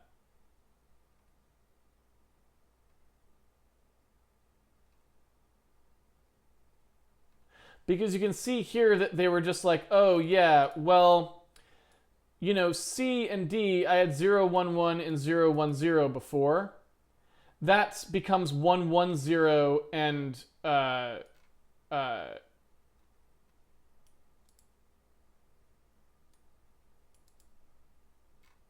mean, well, okay, so they did 2 things. First of all, they inverted the tree, right? So they're actually doing the tree slightly differently there.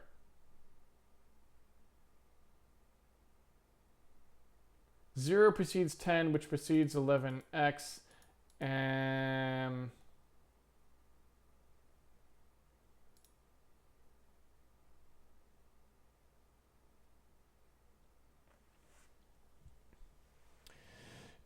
in our example, the code is completely defined by the sequence of bit lengths 2, 1, 3, 3. The following algorithm generates the codes. Its integers intended to be read from most left. Codecs are initially in tree.len. The codes are produced in tree i.code. Interesting.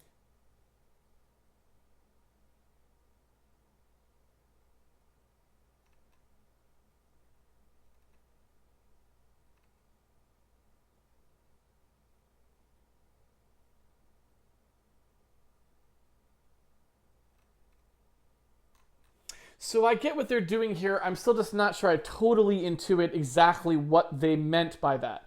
So what they're doing at a high level, though, is quite clear. They made that quite clear. What they want to do is make it easy for them to announce the format of the Huffman tree that's going to be used. And obviously, one of the things that you want to do if you're doing compressed file format is you don't want to spend a lot of extra space describing the thing that you're using for compression.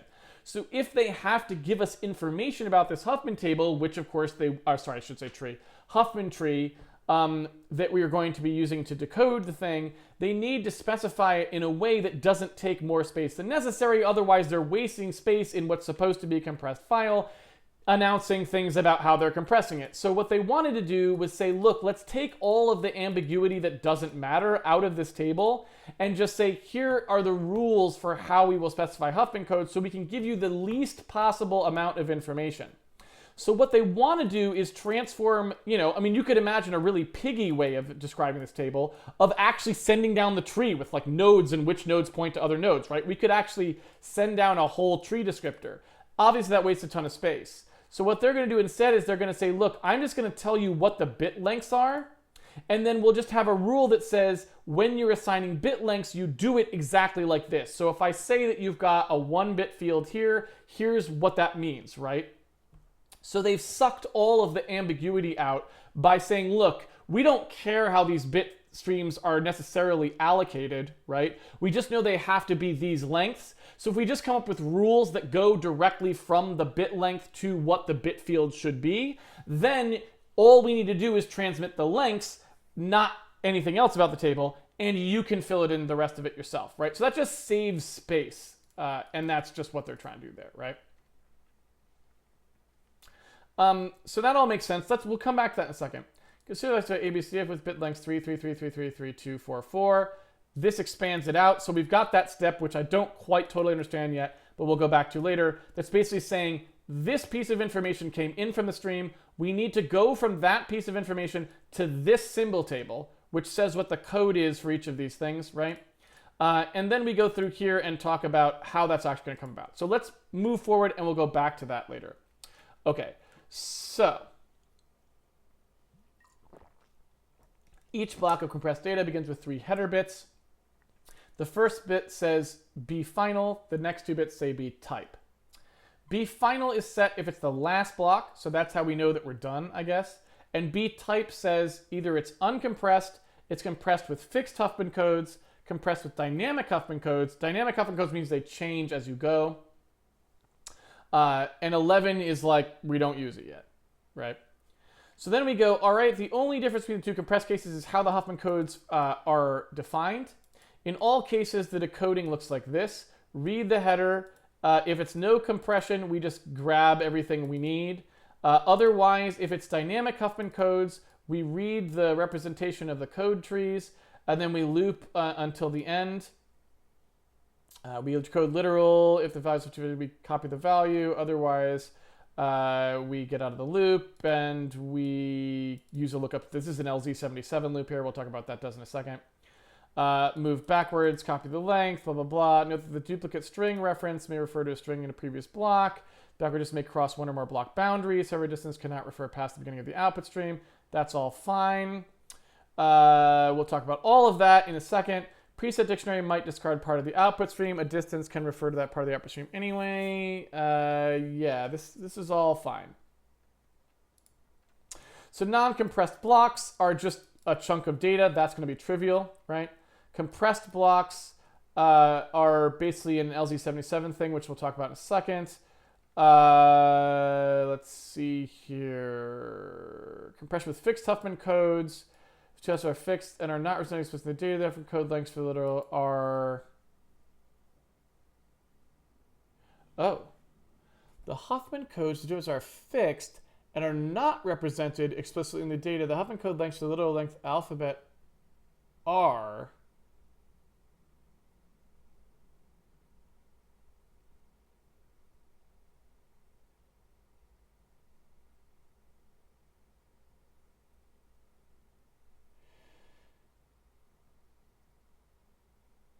Interesting. Are they saying that it's actually a thing that you just use that's not even stored in the stream? I assume fixed meant it would put it in the stream, but maybe that's not what they mean.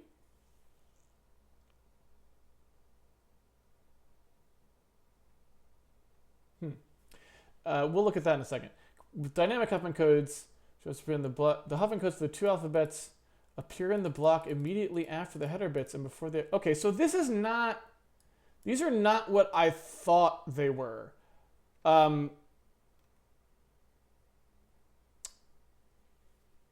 Very interesting. So what I assumed when I saw fixed and dynamic Huffman codes, what I thought they were talking about was that fixed Huffman codes would be ones where it just put the Huffman codes directly into the stream, you read them and then used them. And that dynamic Huffman codes were ones where, as you saw symbols, you updated the Huffman tree yourself. That's like an adaptive, it's called adaptive Huffman usually, I believe. That's not apparently what they're talking about. They're actually talking about a fixed Huffman code is one that's just pre-stored. Like, I guess it's just in the compressor and it's just saying use this known set, and maybe that's like just because they find a lot of data has this pattern, so they just, I guess that's what it sounds like it's saying here. Don't quote me on that yet. And that dynamic Huffman codes are actually what I was thinking of as fixed Huffman codes, meaning it actually just stores the Huffman codes in there. It doesn't look like adaptive Huffman makes an appearance. it looks like adaptive Huffman is not on the table, which is nice. It makes it easier for us if that's really true. Maybe I'm mistaken about that. We'll see as we go a little further on. All right, so moving along here, let's see. I think that's it. So this is what we're going to have to start parsing out of the IDAT. Again, this is where all of our work's going to be. Like I said, you can see it's pretty complicated. As compressed formats go, it's not that complicated, so at least that's good. It's not a JPEG or something like that where we're going to be into like IDCTs and a bunch of stuff that we really don't want to be spending time doing. So it's not that bad, but it is finicky, and so it's going to take us a while to get this going. Thankfully, they've given us the outline of how they believe the compression code generally works, so we can work from this pseudocode and sort of start to get into something that that we'll be able to use, right? So let's get just the very basics out. We've only got about 10 minutes left, so I'm not going to try to do anything fancy here. Tomorrow we'll start on the IDATs more in earnest. And so what I want to do here is just say, all right, we know that we need to create some room for this data to be sort of decompressed. And so what I want to do is create sort of a buffer here that's the resulting image. So this is the decompressed pixels here. That's going to start out being 0. Then what I want to do is, if this is a supported bitmap here, then I want to go ahead and allocate the data for it in here, right? So what I want to do is I want to allocate the pixels here. I want to use the width and height as we talked about. So I know that it's going to be the iHeader width by the iHeader height. And I know that we've got 4 bytes per pixel. So I'm going to go ahead here and just stub this in, because again, this will be something that we only care about a little bit later on when we go to merge this code into Handmade Hero. We'll want to allocate this from like a data store that we actually know about, right? So here's the result. We've got our width, height, and our bits per pixel. So what we want to do is malloc exactly that amount and return that. So here we're going to get the width times the height times the byte per pixels, which should give us enough room to decompress the thing that we want to decompress. So we're going to take the decompressed pixels here, allocate those. And then when we get into this IDAT chunk, what I want to do here is, I think the IDAT chunks, it's the thing that's a little bit confusing about them is I don't know how IDAT chunk striding works. So what they said is there can be multiple IDAT chunks in the file. I don't know why there's multiple IDAT chunks in the file. Maybe there's a good reason for that. We'll see. Maybe you can specify different compression information for each one of them or something like that. So I don't know why there's different IDAT chunks in the file instead of just one IDAT chunk that has all the data in it. Maybe we'll find out later. Maybe there's no good reason. I don't know. But what it does mean is I don't know if we're going to encounter a situation such as, oh, yeah, I put a bunch of deflate data in here, and then the deflate data would have needed to read more information from the IDAT, but it ends, and then the information that the deflator needed is in like the next IDAT chunk, right? So if that ends up being the case, then what we may want to do eventually is take these IDAT chunks and make something that virtualizes across them so that when we go to get information out, it can pull from the IDAT chunk seamlessly. I don't know which of those is going to be true, so I won't go ahead and do that yet because it'd just be unnecessary complexity if it turns out not to be the case. But that's something you have to be aware of because that could be what they're setting us up for here, just for maximal annoyance. I don't know yet though. So what I want to do first is I just want to say like, okay, we need a decompressed pixels thing. And a supported. So I'm going to say supported is the trigger that lets us know that decompressed pixels is actually going to have something in it. So let's start looking at the IDAT chunk to see if we can just get the basic stuff out first, and then we'll come back to the deflation part a little bit later on. So looking backwards here at the compression format stuff, what I want to do is start to look at what's going to be in here.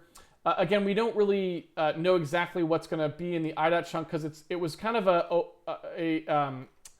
what I'm looking for. It was a very poor explanation, right? It just kind of waved its hands around and said, I don't know, there's some stuff in it, right?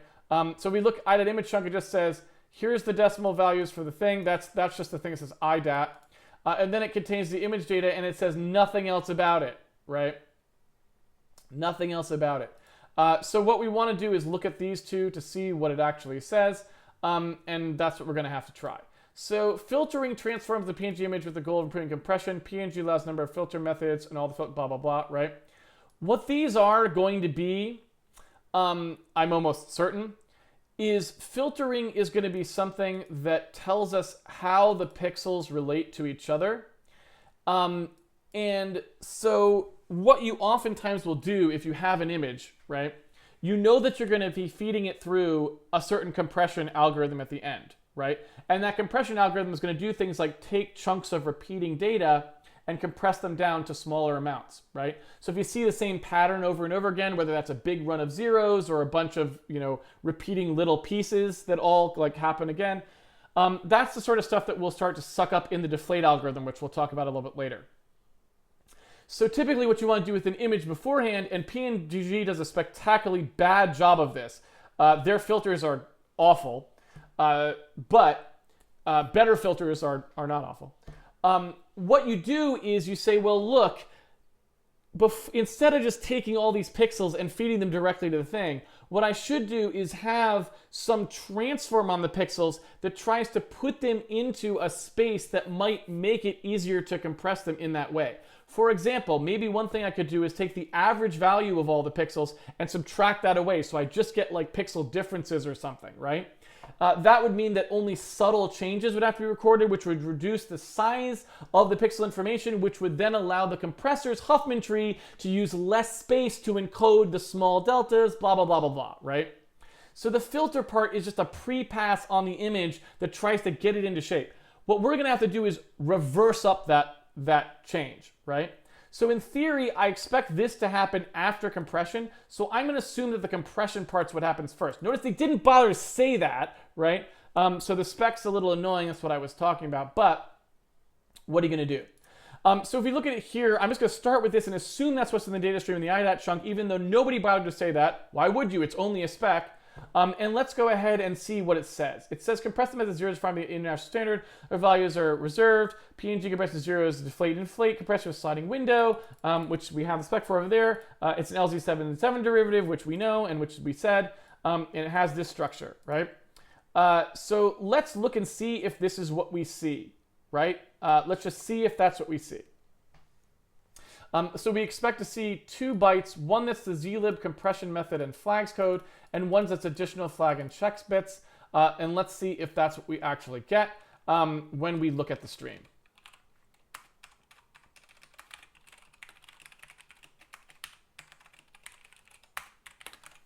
So that says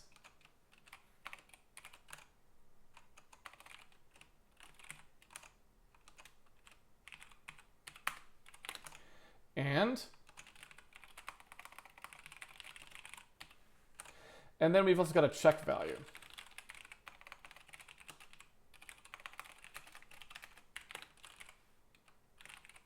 I don't know what that means.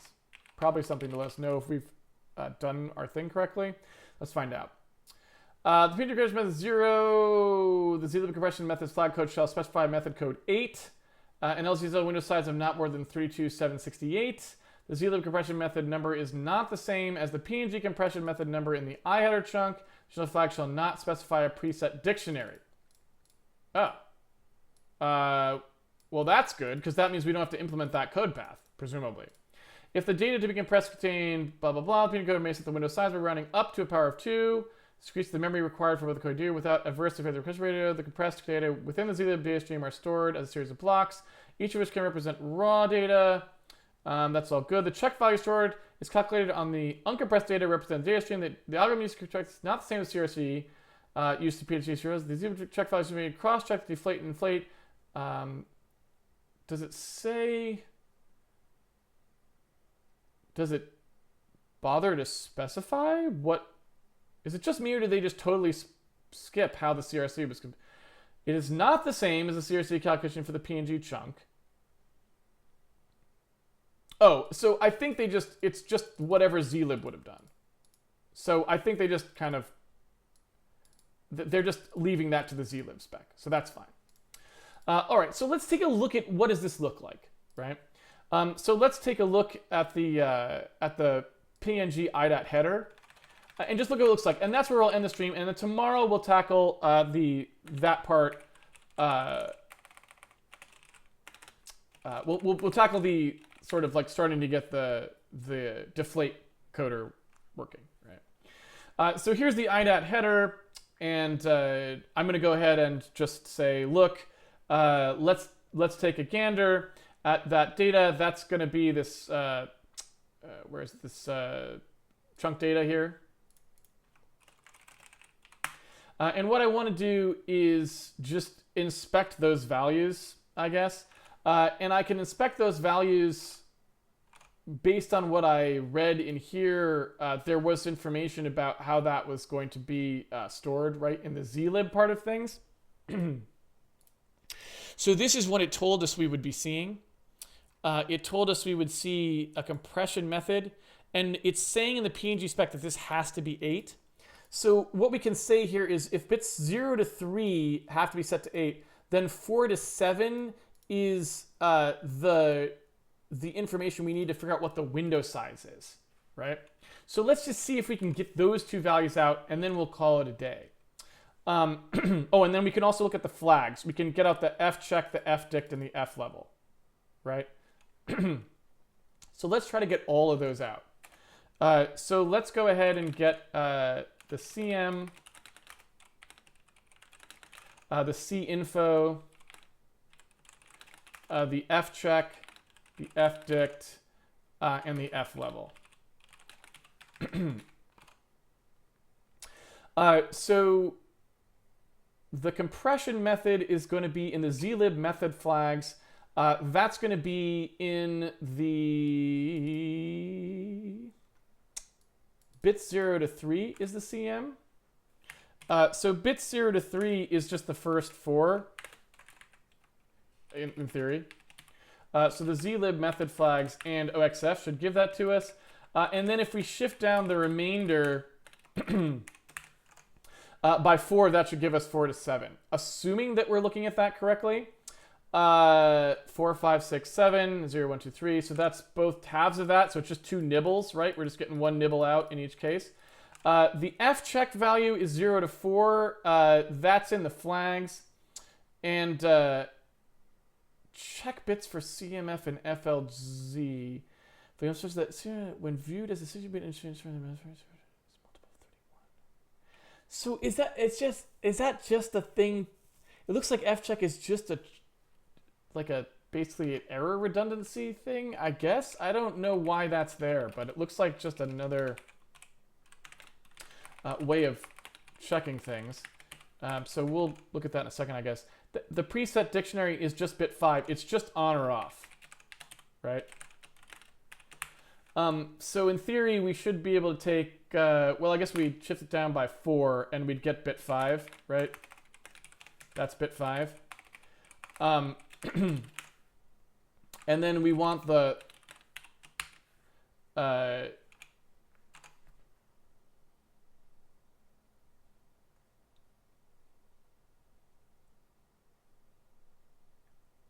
okay, no, sorry, I'm off a little bit there.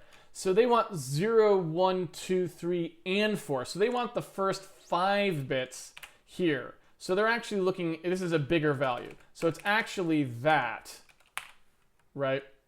Where we're saying, okay, oh, whoops, the wrong one there. It's actually that is what we're talking about here. So this fcheck is the first 5 bits. Then we shift this down by 5 and get just the 5th bit out. Then we look at bits 6 and 7 for the F level. Okay. So now let me go ahead and print these out.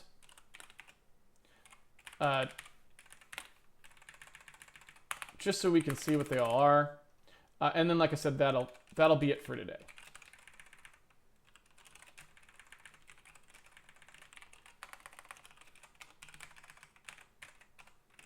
So there's CM, there's info, there's the fcheck, there's the fdict, and there's the F level. so if I go ahead and run this now, what we'll see is what we think those values are, right? For the IDAT chunks, and I suppose I should make this a little bit easier to read here. Just kind of indent these so they're more like a tabbed text file sort of a thing. So here's our various IDAT chunks, and you can see here we've got different values for each of them. What I would say, just looking at this here, what you can see is the first IDAT chunk has values that look like what we'd expect. Let me double check that. So fdict predict set dictionary. If fdict is set, the dict dictionary is present immediately after the flag. If fdict is set, the dict dictionary identifier is present immediately after the FLG byte. The dictionary is a sequence of bytes which are initially fed to the compressor without producing any compressed output. Dict is the addler. Okay, so I think we do expect that to be 0. So looking at this here, I would say that, and what's 7 again? That's the window size. That looks correct. These don't look at all correct. So what I'm going to assume is true is that these IDAT chunks that follow are just raw concatenations that themselves do not actually mean anything. Meaning, so like they don't each have a header. It's what I expected. They're actually just things that will get consumed as part of the main IDAT chunk, right? So what we need to do here is we need to sort of like aggregate those forward, and that's not a huge deal. Like we can do that just fine. But that's what that tells me. So we'll think about how we're going to do that later. But it looks like we're okay there. So let's go ahead and go to the Q&A, and tomorrow we'll take a look at how to start compressing those IDAT chunks, and off we go.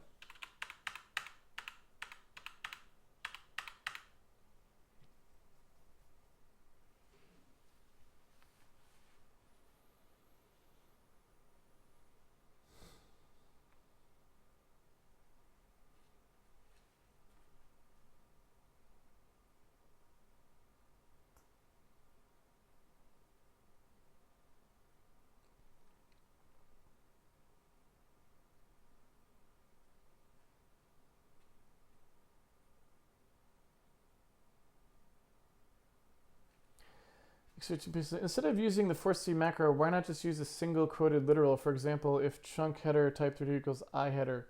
Are you allowed to do that everywhere? Is that only allowed in like CXX, 11 or 17 or something?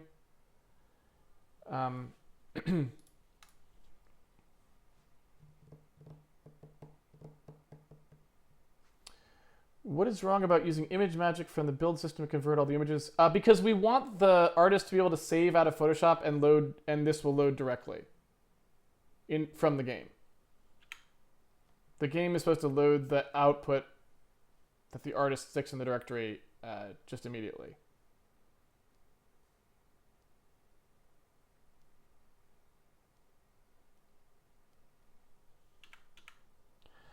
Don't think so. Used it 20 years ago. Really? So you mean this entire time when people have been doing because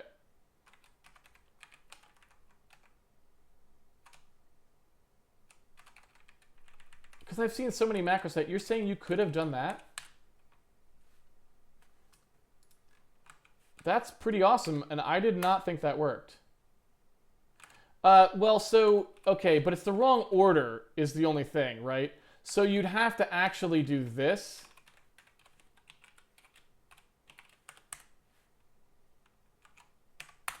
Right?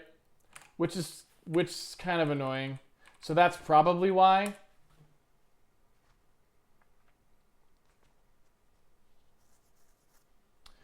MPC 743.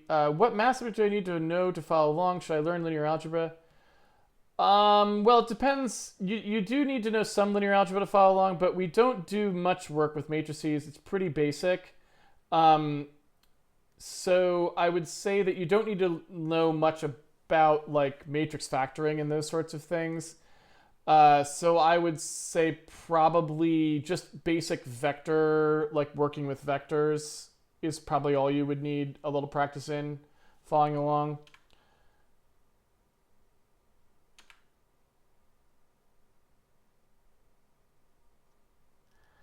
Just a little bit brainstorming. Can somehow ZipF's law be used for benefit on, presumably you meant Huffman. ZipF's law? I don't think I know what ZipF's law is.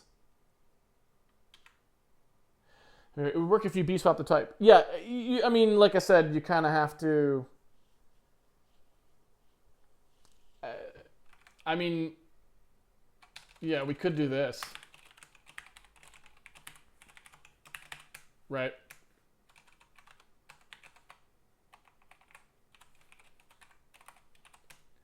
I suppose that would work.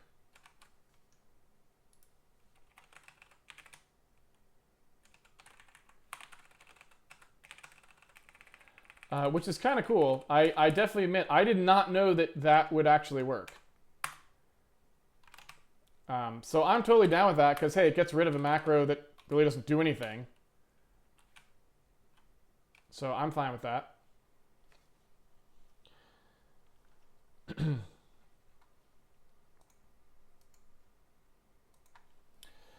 So somebody is posting ZipF's law. Okay, I will look at it.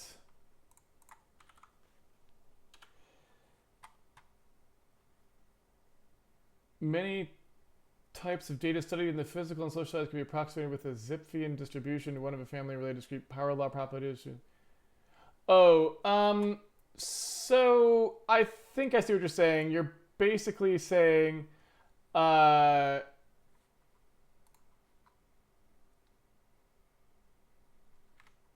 you just saying use a pre-formed distribution?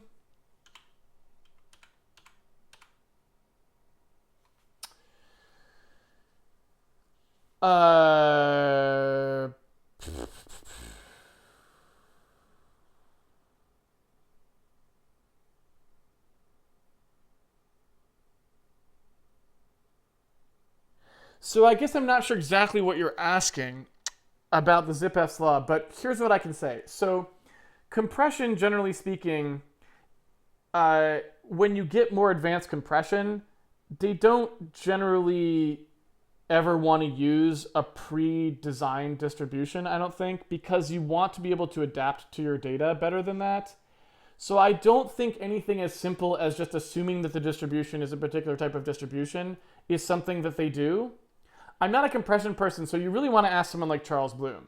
But if I had to guess what Charles would say, I think he would say something like, what you want to do is create systems that can articulate their distributions cleanly in a very concise way, so that depending on what kind of data you see on the compression side, you can quickly articulate the distribution as easy as possible to the decompression side. So a lot of times they'll use adaptive alphabets, right? So as you see symbols, you adjust the tree, so the decoder never has to be sent a dictionary. It just figures out what the dictionary should be as the compressor is doing it, and so on, things like that.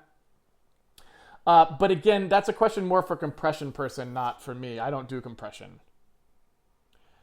How could someone abuse the PNG loader? You brought up malformed code.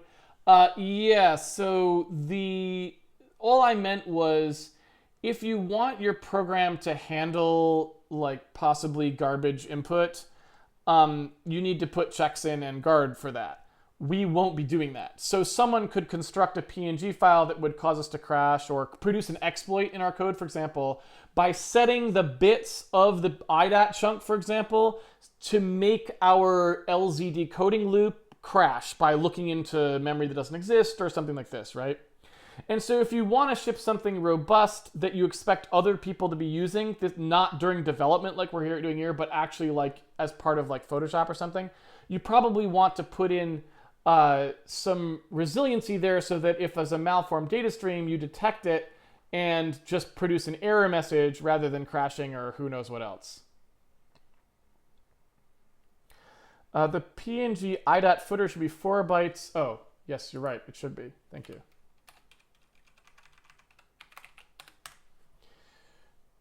Why are there several IDAT chunks and not one single one? I don't know. You know, that was something I said before. I did not understand why that's the case. I couldn't tell you. I could not tell you. They obviously thought it was important for you to be able to put multiple IDAT chunks in, but I do not know why. It seems like strictly a waste of bits. Maybe they wanted it to be CRC'd in parts or something, or I don't know. I didn't see a rationale in the spec there in the part we were reading, so I don't know what they were thinking exactly, but they might have one. I just don't know what it is. Not using bswap intrinsic instead? No. Is there a reason why we would?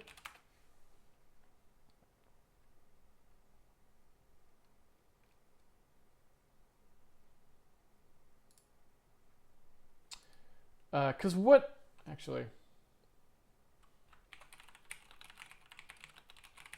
what is that actually supported on anyway?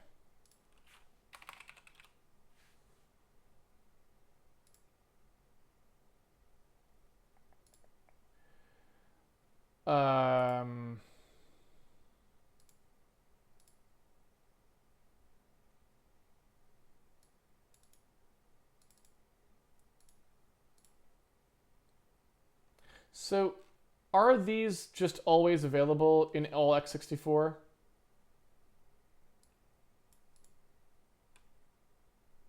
Because if so, yeah, we could totally use one. I wish this stated explicitly.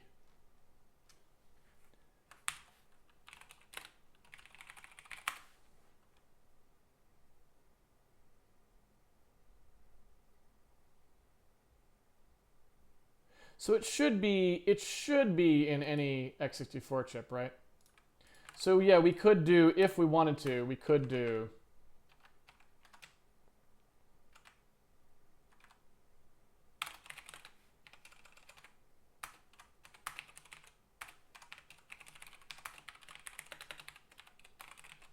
this.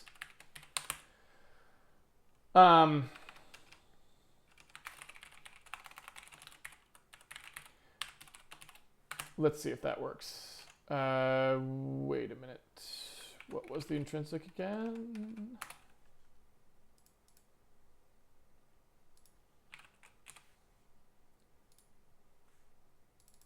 It says it's an IMM intrin, which I included.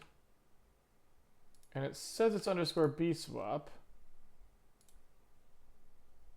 Why are you complaining about that? I'm not sure why it doesn't like that.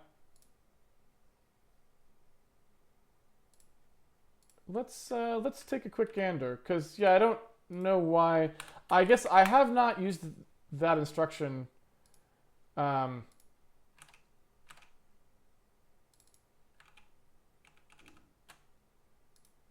I agree, it seems reasonable. Hold on a second. Let me just find out why it's not happy about that. So in here, if I include XMM trin, let me just see what happens if I type bswap.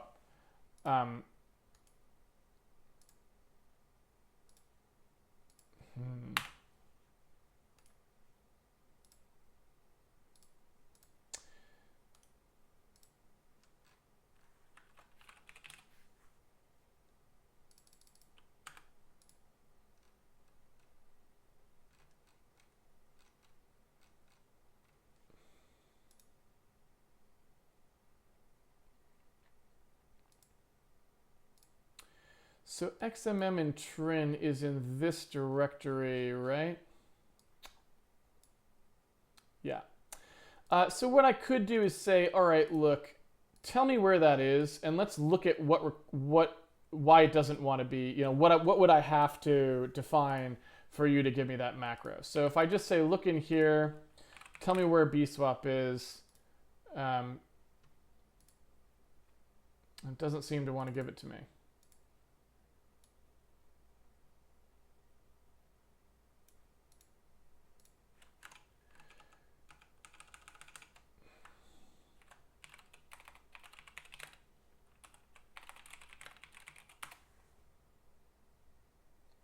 Oh, so it looks like they have their own built-in macro for it, is what happened.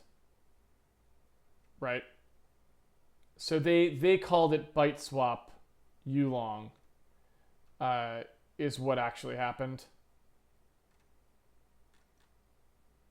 That looks like what actually happened. So probably...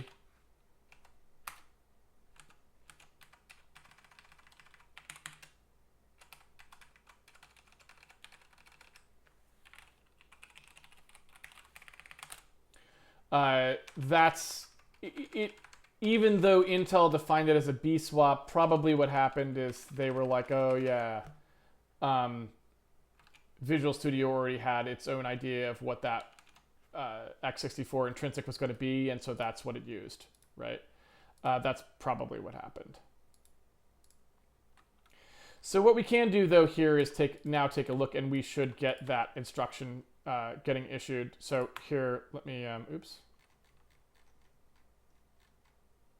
Jump in there. So if I go to the disassembly here, you can see the bswap is now getting executed, right?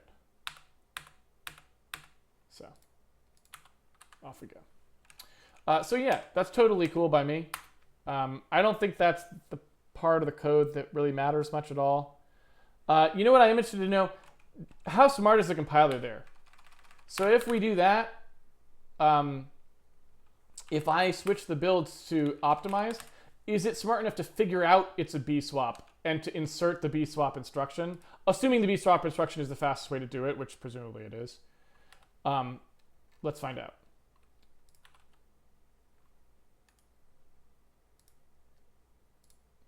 So here's the assembly. Hey, check it out. It's pretty cool, right? The compiler actually figured out that this sequence of instructions is a byte swap. It pattern matched that and just outputted a bswap anyway. So, hey, you don't even have to find the intrinsic. It'll just do the right thing. So I may leave it like that because this works everywhere and this doesn't, right? So I may leave it like that for now because in an optimized build, it actually generates a bswap anyway.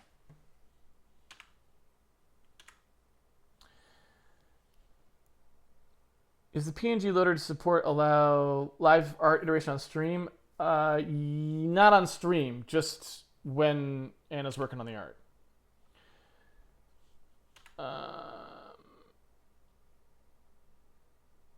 Sorry if I missed it, but was there any reason the chunk types have the weird mixed case like T, EXT, and PHYS? I don't know. Here's what I would say about it. I don't know I don't know the rationale behind most things in the PNG spec. And this is my first time ever looking at it, right, is on this stream. I've never looked at it before. What I will say about it is if you look at the actual chunk, where was that list of chunks here we had a second ago? Here it is. What I think, what it appeared to be to me is that chunks that are not super necessary had lowercase first characters, right? And chunks that are super necessary had the capitalized. So I think that was sort of their way of saying, look, anything with a caps is trying to tell you this is important. Anything with a lowercase is like other sorts of information that maybe isn't so important, right? So, what's the 32-bit CRC for? It's just for validating the stream, right? In case there was errors introduced in the stream, you'd know. File formats often have CRCs in them, so you can tell if they've been corrupted, just in transport or whatever else.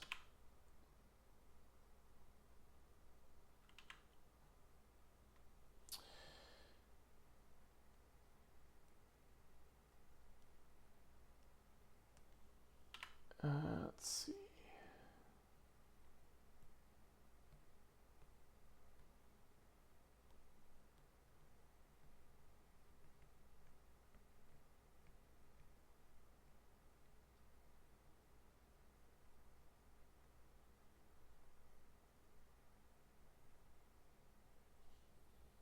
All right. Looks like we're all done. All right, so I'm going to leave that stuff up. Oops, I probably want to... I didn't really want us to... Okay. I'm going to leave that stuff up because I want to have access to all those specs tomorrow when we get back to it. Let me go ahead and clean that up there. We don't need that anymore. All right, thanks everyone for joining me for the episode of Handmade Hero. It's been a pleasure coding with you as always. If you want to follow along with the series at home, you can always pre-order the game on handmadehero.org, and it comes with a source code, so you can play around with it. You can actually try implementing the IDAT chunks tonight if you want to. That's what we'll be starting on tomorrow. I don't know how long those will take. I don't think it'll take that long to just sketch out the decompression of the IDAT chunks. The problem I'm suspecting is when we get down to the nitty-gritty, there'll be a lot of little bit twiddly things that maybe we accidentally get wrong or whatever, and they'll take a while for us to suss them out. As it is, we've at least gotten to the point where we know how big the thing is going to be, we can allocate space for it, and now we have the chunk data and we know the format that it's in. So we're in relatively good shape to compress them, so hopefully it won't take too long to get it to the point where it's usable. But that's what we're going to have to start on tomorrow. So hopefully we'll make some significant headway here. Hope to see you back here for that.